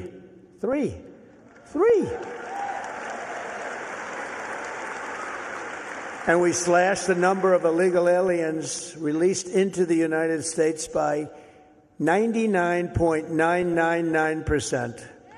And you know, if that number is wrong, the fake news, which is all over the place today, is going to be correcting me before I get to the next sentence. Now, 99.999%. How about that? Nobody thought that was possible. They said you needed legislation. No, you just needed a new president. That's what you needed.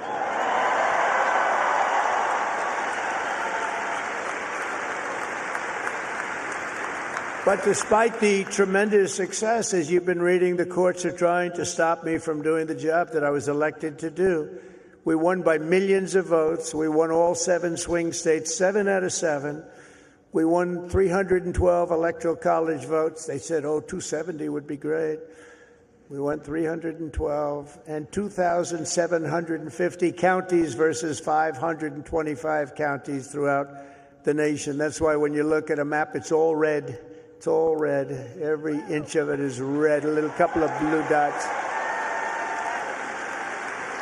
But they have to let us do the job that the voters want us to do. Judges are interfering, supposedly based on due process, but how can you give due process to people who came into our country illegally? They want to give them due process. I don't know. We've created 350,000 new jobs and brought core inflation down to its lowest level in many, many years. Energy is down. Look at your cost of energy, way down. Groceries are down. Even eggs are down. Remember I came in? Remember I was here a week and they started screaming at me, the fake news. Egg prices have doubled. I said, they just got here. I've been here for 4 days. I said, tell me about egg prices. They've doubled. Well, they didn't double under me. I just got there and we did a great job. We brought down the cost of eggs. In fact, they said you won't have eggs for Easter. They wanted to we have a big Easter egg hunt at the White House. You saw it just take place. And they thought we should order thousands of plastic eggs. Plastic. I said, no, we'll do it. And we straightened out the egg situation very quickly. Our great Secretary of Agriculture did a fantastic job. And we had so many eggs, we didn't know what the hell to do with them. And prices of eggs have gone down 87% since I took office. That's something, right? But the price of food has gone down, and mortgage rates are down, and gasoline prices just hit $1.88 a gallon in 3 states. Can you believe it? It was at $3.50. It was at $4. We're drilling. Oh, we're drilling. You know, drill, baby, drill, right? We drill, baby, drill. We do that. We got it down. We have it going good. And, you know, when energy drops that much, you don't have much inflation. It's hard to have inflation. It was just announced that in the first quarter, investments in the United States are up 22%, that we're leading the whole world in investment. Everybody's pouring into our country with big dollars. And it's all about November 5th, the November 5th election and tariffs and incentives that we've given that are going to make this country so much richer. We have $36 trillion in debt.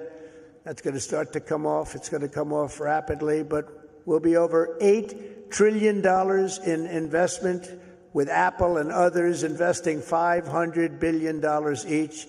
We've never had a period of time in 2 months, because we're here for 3 months, a little bit more, but give me a break for the first month. You know, had to get a little acclimated, had to see where the enemy lies, because they're already looking to impeach Trump. You know, these crazy people. Let's impeach him. For what? We don't know exactly, but we'll try it. These people are crazy. So we had to, get our bearings for the first couple of weeks. So in 2 months, we had over $8 trillion, think of it, committed. Nobody's ever seen anything like it. There's never been anything like it in any country at any time, and it's all because they want to avoid the tariffs. We want to get here fast. And I said, a number of times, tariff is the most beautiful word in the world, and I got absolutely decimated by the fake news. They said, what about love? What about your wife? What about your parents? What about religion and God? So I said, all right, it's the 5th nicest word I've ever seen. And since I've done that, I've been in good shape. Nobody's bothered me. They've been very nice. So it's the fifth most beautiful word I've ever heard. But it's making us very rich, and you'll be seeing the results pretty soon, sooner than most people think, because that's what other countries have been doing to us, just so you understand. They were tariffing the hell out of us. We couldn't sell cars in Europe. We couldn't sell cars in China. We couldn't sell cars in Japan or anywhere else. We couldn't do anything. And all we're doing is we're doing it to them, but we're doing it much better. And the U.S. military is suddenly seeing its best recruiting numbers ever. We've never had numbers like that.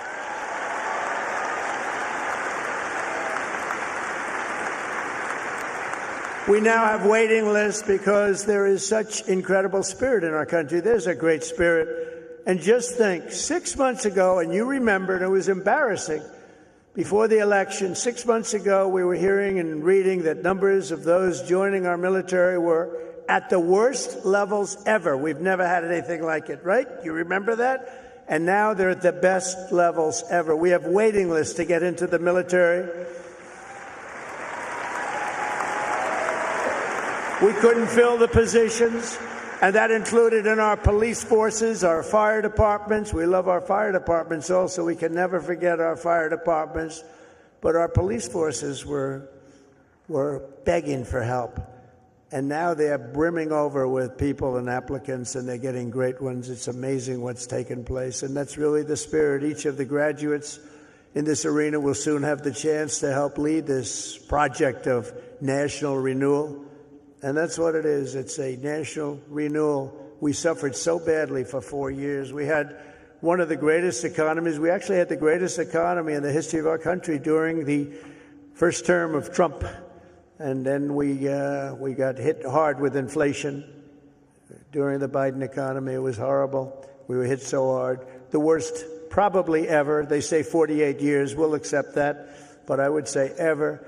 You'll embrace this moment, and you'll step forward with strength and grit, faith and patriotism to put America on a new trajectory for your children. And then you'll take your place among the greatest generations in the history of our country. I think you have a chance to be the greatest generation in the history of our country because we're turning it around, and you happen to be available. You're available.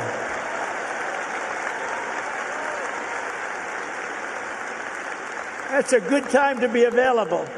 There are some times when it's not so good to be available, but this is a great time. I'm absolutely confident that the Alabama class of 2025 is up to the task. Are you up to the task?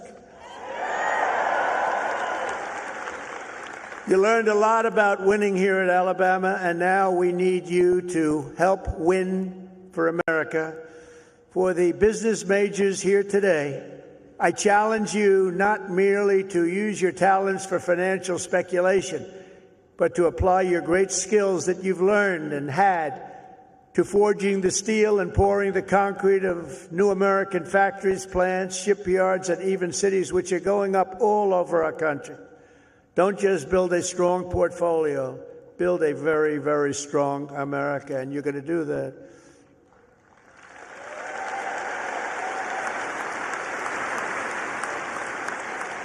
To the engineers, brilliant you are, technicians, scientists, and math majors, we need your Alabama spirit and competition to keep our country at the forefront of every single domain.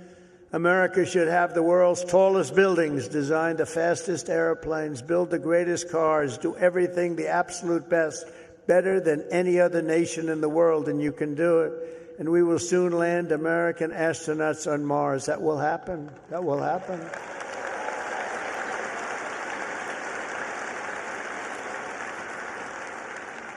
In every field you have studied, there are problems to be solved and breakthroughs to be made.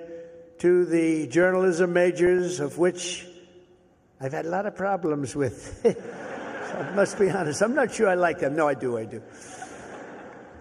But you're really leading of everything because we need a great and free press. We need a brilliant press. They're like a watchkeeper. They're very important, and you can go out and take it down a new track, help save the country. So important. Your task is so important, and it's to build a media that Americans can trust. And remember, the people of this country, they know the truth when they hear it. That's why the ratings, the approval numbers of the media are so low. We need those ratings to be 100%. We have to be able to trust our media. They say you have to have that. You need strong borders, and you need really free, fair, clean elections. You need those things, but the media is a big part of it. In the world of health and medicine, there is an exciting new movement to get poisons out of our food supply, keep toxins out of our government.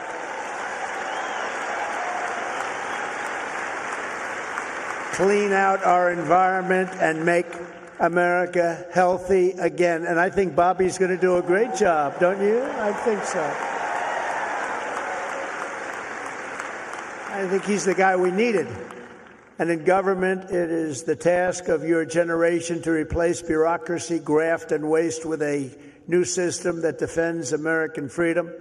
These are big tasks before you, but the reward for your hard work will be the United States of America is stronger, prouder, better, and more unified than ever before. It's going to be.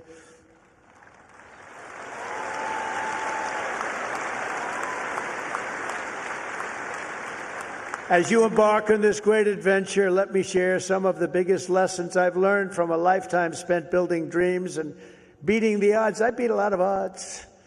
A lot of odds. A lot of people said, I don't know. But it worked out okay. Where are we? Oh, gee, I'm president. How did that happen?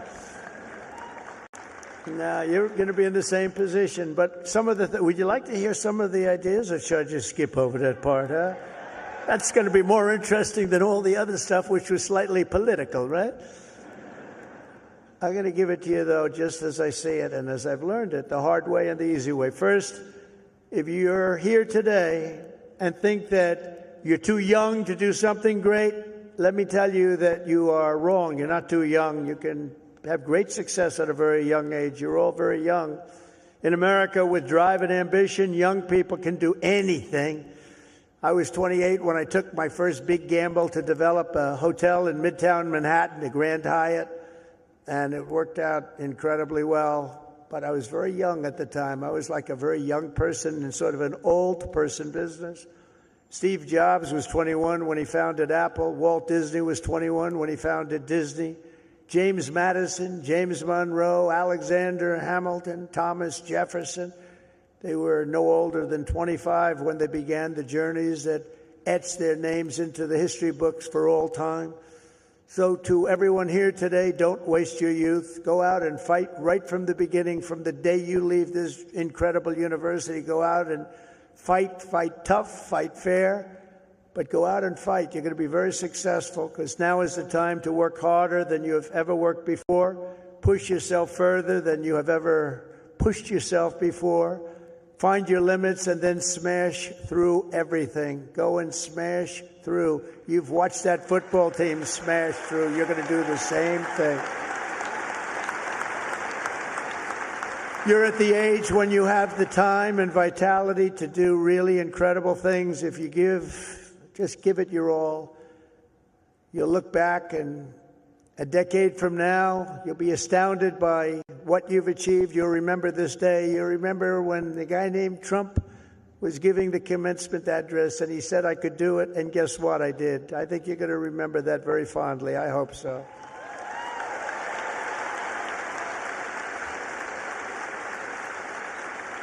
Second of all, and very importantly, you have to love what you do. Okay? You have to.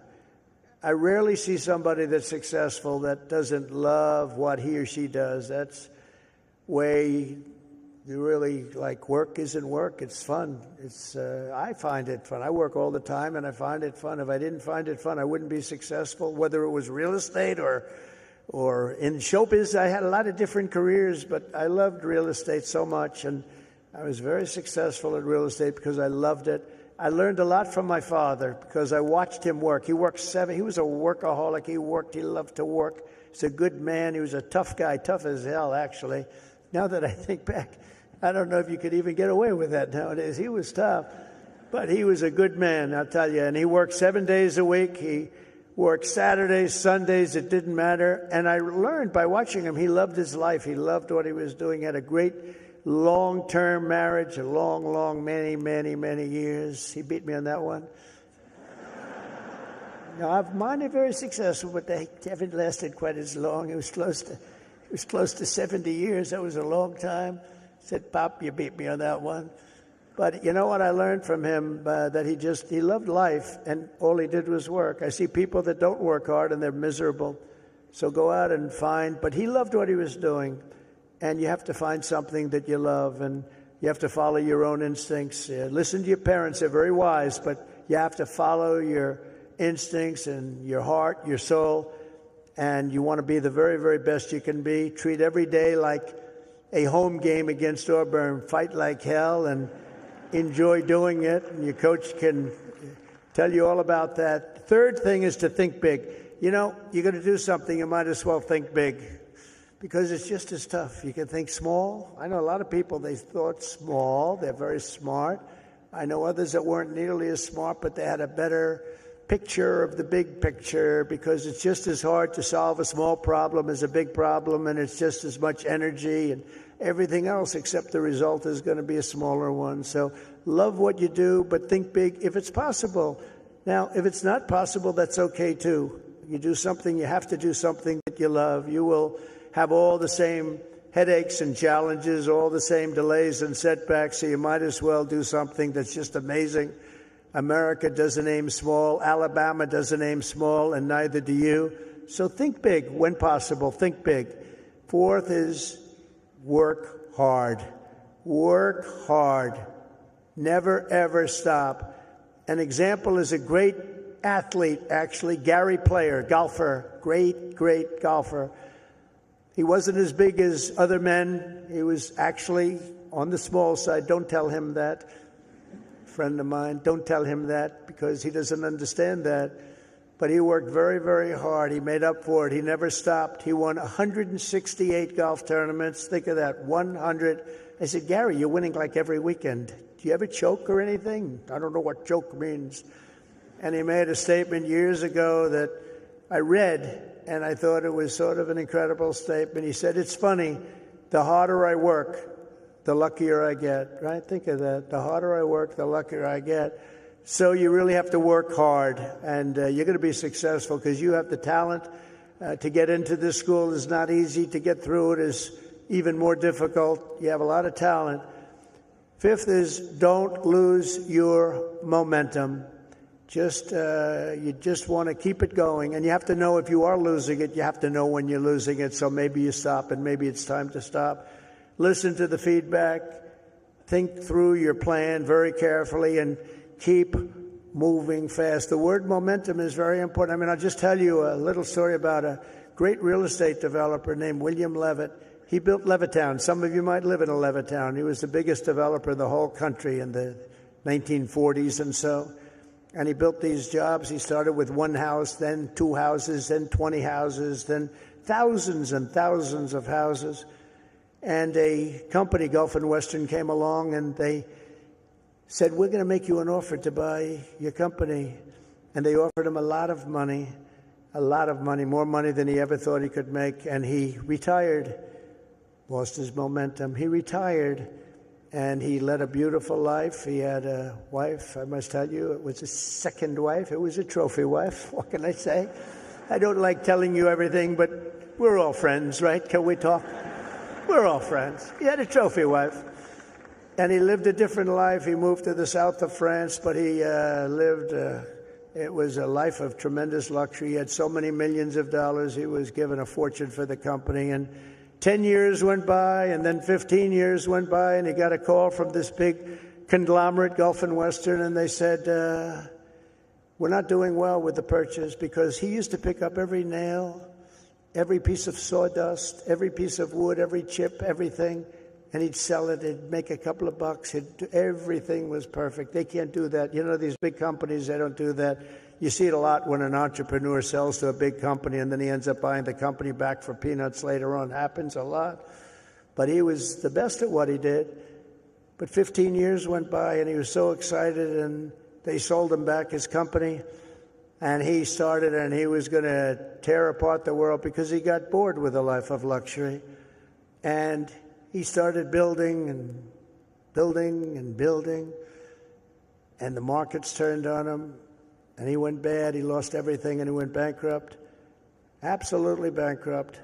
And it was a sad story to read. It was such an amazing story because he was so rich, but he paid them, and he bought it for the right price, bought it low, but he went wild. But he lost his momentum. He wasn't good at it anymore. And he was at a party on Fifth Avenue, I'll never forget, and it was a party of a very, very powerful man who was having the party in a magnificent apartment overlooking the park. And I walked in, and there were 50 or so people. I recognized most of them, all the biggest business people in the world, actually. Very glamorous. I was doing well. I was young, and I was doing well. And I was invited to parties like that. And I looked in the corner, and there was Mr. William Levitt sitting all by himself on a chair, looking very glum. Nobody was talking to him, because you'll find that when you're not successful, you lose a lot of friends. It's not a good situation. But there was nobody talking to him, but I wanted to talk to him because I was in the real estate business, and he was, and most of these people were in different businesses. And I went over and talked to him, and I said, "How are you, Mr. Levitt?" He goes, "Donald?" He knew who I was. "Not well. I'm not well." I said, "So can you come back?" He said, "No, son, I lost my momentum. I shouldn't have done it. I lost my momentum." And I never forgot that expression. He lost his momentum. If he would have kept going, instead of selling and relaxing and going into a different life, he probably would have been 3 times bigger than he was, but he lost his momentum. And you have to know when it's your time. I mean, there'll be a time when you do lose. You see it with fighters. You see it with a lot of people. They have a great record and they retire, and then 4 years later they say, "I'm going back. I can beat that guy," and they get knocked to hell. And it's not good. It's not good. So he lost his momentum. You have to know when your momentum time is up. I call it momentum time. But follow your momentum. It's a very important word. You don't hear it from too many, but I've seen it. I've seen it a lot. Number 6, if you want to change the world, you have to have the courage to be an outsider. In other words, you have to take certain risks and do things a little bit differently. Otherwise, if that weren't the case, everybody would be successful. It doesn't work that way. Progress never comes from those satisfied with the failures of a broken system. It comes from those who want to fix the broken system. And you'll make the bigger money, you'll make the more success by acting that way. The other way may be more secure, but if you want to go to the top, you're just never going to do it unless you break the system. Change is never easy, and the closer you get to success, the more ferociously those with a vested interest in the past will resist you. They want to resist. So I just say, trust me on that, because I know you really do. You have to break the system a little bit and follow your own instincts. But if your vision is right, nothing will hold you down. Nothing. You have to have the right vision. If you look at some of these internet people, I know so many of them. Elon is so terrific, but I know now all of them, they all hated me in my first term, and now they're kissing my ass, Do you know? It's true. All of them. It's true.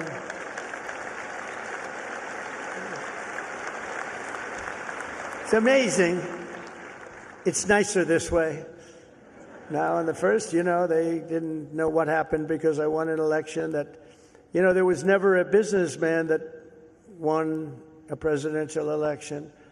Out of 100%, 8% were generals and 92% were politicians. Not even admirals, not even just generals. There were 8 generals, General Washington, General Grant, generals, General Eisenhower. But 8% were generals and 92% were politicians. And when I ran, everyone said, well, he can't win. He's a businessman. That's not going to work. And, but you have a natural instinct for things. I guess I had a natural instinct. I said to somebody, was I a better businessman or a politician? And they said, well, there are a lot of guys that made a lot of money, but there's only one guy that became president that was a businessman. So I guess you're a better politician. But I don't think of myself as a politician. I think of myself as a businessman, and I'm proud of that. And I've applied business instinct, and that's why I think you're seeing us doing so well.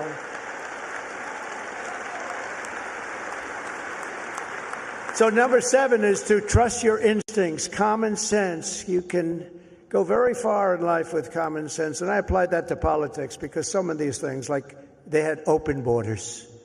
Let everybody in the whole world flow into our country. That's not common sense. They had transgender for everybody. We ended that, if you noticed, okay? But they had transgender for everybody. They said, I said, this is not working. This is not going to work. As I said before, so simple. Men playing in women's sports. Did you ever see some of the records? Did you ever see some of these boxing matches? We have to protect. These women are great athletes, but we have to protect. If you looked at the Olympics where they had transitioned people going into the boxing, where the women had boxing, and they had a great champion, a female boxer. I mean, after one punch, she walked back to the corner and said, I can't get hit like that. I've never been hit like that before. You look at all the volleyball players that have been hurt so badly with balls that are hit at levels that they've never seen before. But the greatest is like weightlifting. You ever see the weightlifting? Where they have a record that wasn't broken in 18 years? And they have, should I imitate it? My wife gets very upset when I do this. She said, darling, it's not presidential. I said, yeah, but people like it. Should I do it or not? All right, I'm in trouble when I get home, but that's okay. What the hell? I've been in lots of trouble before. But no, you look at the weightlifting where 18 years it stands, and they have this young woman, and her parents are right where you are in the front row, and they're so proud of her, and it's like 209 pounds, and she's going to lift that. The record stood for 18, think of it, 18 years, and they put 1/8 of an ounce here, and 1/8 of an ounce here, little bit, and she's going to do it. Mom, I love you. I'm going to do it for you, Mom. And she goes, and she lifts, and she gets it. And, Mom, I'm going to do it, Mom. Can't do it. And then a guy comes along, or a gal, or whatever. A transitioned person comes along. And he was a failed weightlifter as a man, but he comes along, 206 pounds. They put the little thing on, and he goes, boom, boom. And breaks the record like by 119 pounds. That's not right. The other one is the swimming. You've heard me talk about it. Great swimmers, and they rose to the top. Women swimmers, and they grew up together. And they're Olympic-class swimmers, and they're qualifying for some big tournament. And now the race is getting ready to start, the big race, and one young lady, she was going to set the record. She fought all her life to set the record. She has to win it by 1/9 of a second. Think of that, 1/9. I don't like those odds, 1/9 of a second, right? But she looks to the left and she sees all the friends that she grew up with down in California, from all over the country. They're all the best swimmers. Then she looks to the right and she sees the same thing, but there's a person next to her who's a giant. And she looks and she, oh my God, who is that? I don't recognize that person. That was a person that transitioned, and he had the wingspan of Wilt the Stilt Chamberlain, if anybody knows what it is. And as you know what happened, she was very, very badly injured in that meet because he went by her so fast that she was windburned. They had to take her out. She got serious windburn. He flew back and forth, and she didn't know what, but she got the hell knocked out of her, knowing that I'm only kidding. She wasn't windburned. She was just beaten by a lot. Or the race, did you see the race where they had the best female runners, and they had a guy who was a decent runner, a long-distance race, and he won by 5 hours and 19 seconds. Normally you win by like 12 seconds, 2 seconds, a quarter of a second. He won by 5 hours and 19 seconds. It's crazy. And, honestly, it's demeaning for women, very demeaning. These are great athletes. It's very demeaning, and we're going to protect women. We're going to protect women. We're going to protect everybody.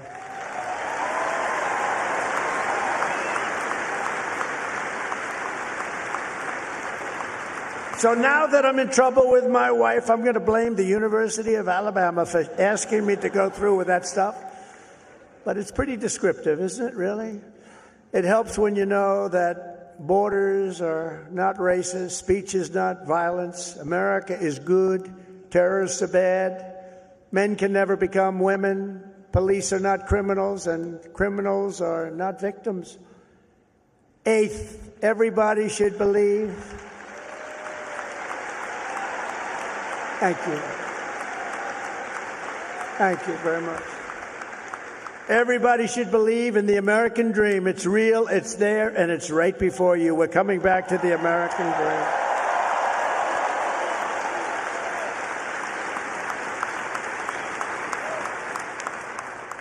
dream. Ninth, think of yourself as a winner. The power of positive thinking. Dr. Norman Vincent Peale, from many years ago, wrote a book, The Power of Positive Thinking. And there is a lot to it, the power of positive thinking. Don't consider yourself a victim. Consider yourself a winner. In recent years, too many of our young people have really been taught to think of themselves as victims and blame people and be angry. Don't be angry. But in America, we reject that idea that anyone is born a victim. Our heroes are the ones who take charge of their own destiny, make their own luck, and determine their own fate despite the odds, despite all odds. That's what happens. They're given a little chance in many cases, very little chance of success, and they become the most successful people in the world. Whether you were born rich or poor, black or white, male or female in America, anyone can be a winner, and our whole country will be cheering you on, and I'll be at the front of the line cheering you on, especially because you come from this incredible university.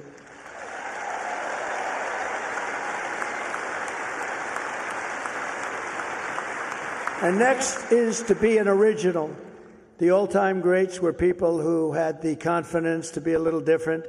Teddy Roosevelt, Douglas MacArthur, George Patton, Amelia Earhart, Annie Oakley, Muhammad Ali, and so many others, far too many to name, lived their lives with pride, personality, and flair. God only created one of you. Remember that. God created one of you. You're all different. Some are close, but nobody is the same. You're one of a kind. So don't try to be someone else. Just be yourself. And finally, and most importantly, never, ever give up. Never give up.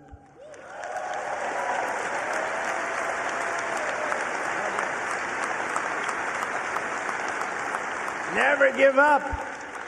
And I've learned anything in life, and it's so true. One of the most important things you can learn, if you just went a little bit longer, if you just held out a little bit longer, you would have been successful. Well, the stories of that are legend. But I've learned that perseverance is everything. So whatever happens, no matter where you are in life, stay optimistic and just keep pushing forward. Just don't stop. Never, ever give up. Victory is right around the corner. I've watched Coach Saban win games that really were virtually over. You've seen it. You've been in the stands. He won a couple of games. I said, Coach, you got lucky as hell. He said, I didn't get lucky. I'm a talented guy. You know, those little touchdowns that come out of nothing. He's amazing. But he's a guy that doesn't quit and doesn't know what the word quit even means. He couldn't define it. He took victory out of the jaws of defeat, and you can do that too at every stage in my career. My enemies, of which there were many and probably are right now, I can think of a couple of people that don't like me too much right now. But they said that they have to do everything they can to keep me from winning, to keep me from making it. And I'm representing you, so I have to make it. I have big shoulders, but these are big shoulders. I have to win for you. I'm not winning for myself. I'm winning for you. Do you remember when they said that Donald Trump will never become president of the United States? Remember Barack Hussein Obama said that? Barack Hussein Obama. Donald Trump will never be president. Like 50 other politicians said that. Where are they now? Oh, let me see. Oh, there they are. Where are they now? But here I am standing before you as the 45th and 47th president.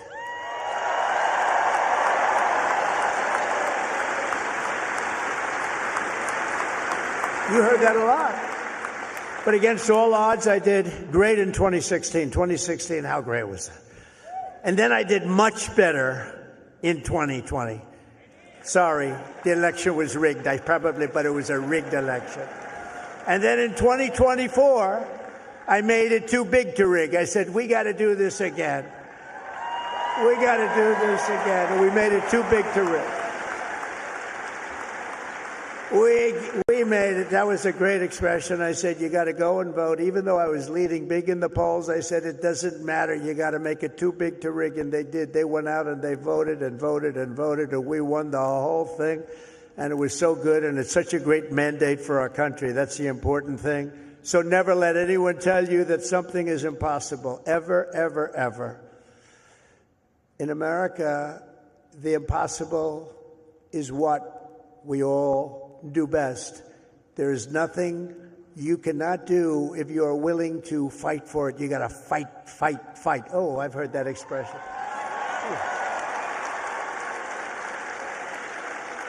Funny. That's not here. That's not here on the actually, most of what I've said tonight is not on the teleprompter. That's all right. Isn't it nice to have a president that doesn't need a teleprompter and can sort of have a little fun? Because I feel that this is home. You know, it's been such a great state for me. I feel it's home. When they said Alabama, I said, that has a good ring to me. But it's something nice about somebody that doesn't need a teleprompter, isn't it? Huh? But for the past 4 years, you've lived in a state known for its fighters, its champions, and its warriors, and you've lived in the great state of Alabama, one of the greatest of them all, from Huntsville to Birmingham, from Montgomery to Mobile, and from right here in Tuscaloosa.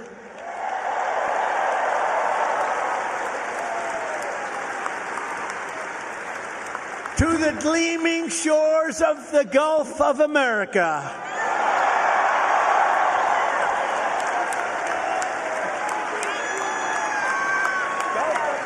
That is a nice thing. Everybody loves it. I wouldn't say Mexico's thrilled, but you can't have them all. They're not thrilled.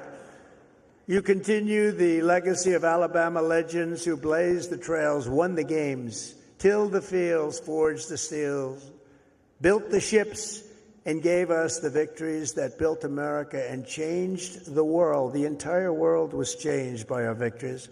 This is the state that gave us the might of the Iron City, the power of the Saturn V rocket, and the roaring engines of Talladega. Talladega.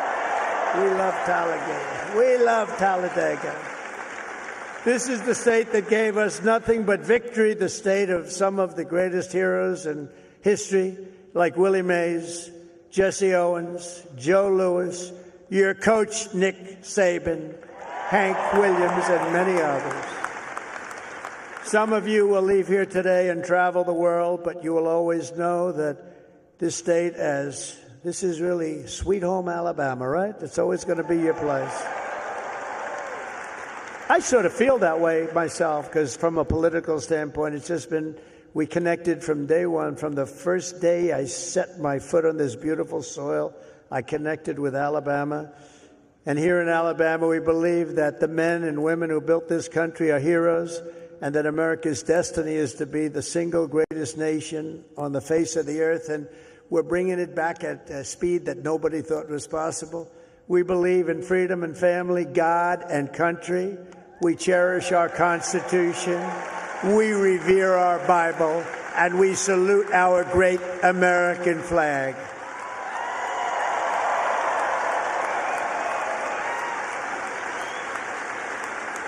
We honor our police. We respect our veterans, and we always stand for our one and only national anthem. We love our national anthem. We believe in strong parents, strong values, strong communities, and very strong borders. And we believe that the United States military is the greatest force for peace and justice the world has ever known. We have a great military. We just had people that didn't know how to lead it. We believe the South is beautiful, Alabama is great, and America is our home. We believe in the SEC and the USA.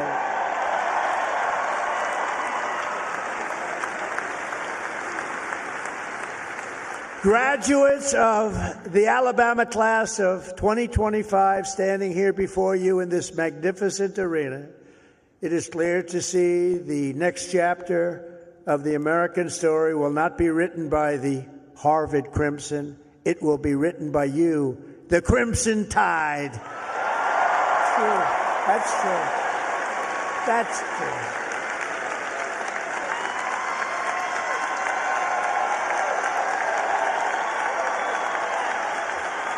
That's true. I thought that was rather clever. If you look at what's going on, they get their $5 billion a year. That is not going to be so forthcoming. Now, wasn't that a clever one, though? Huh? Who would think of that? Because this is Alabama, and at Alabama, you fight, and you win. That's what you know how to do. Congratulations to you all. Congratulations to this great class of champions. God bless you, and God bless America. Thank you all very much. Thank you.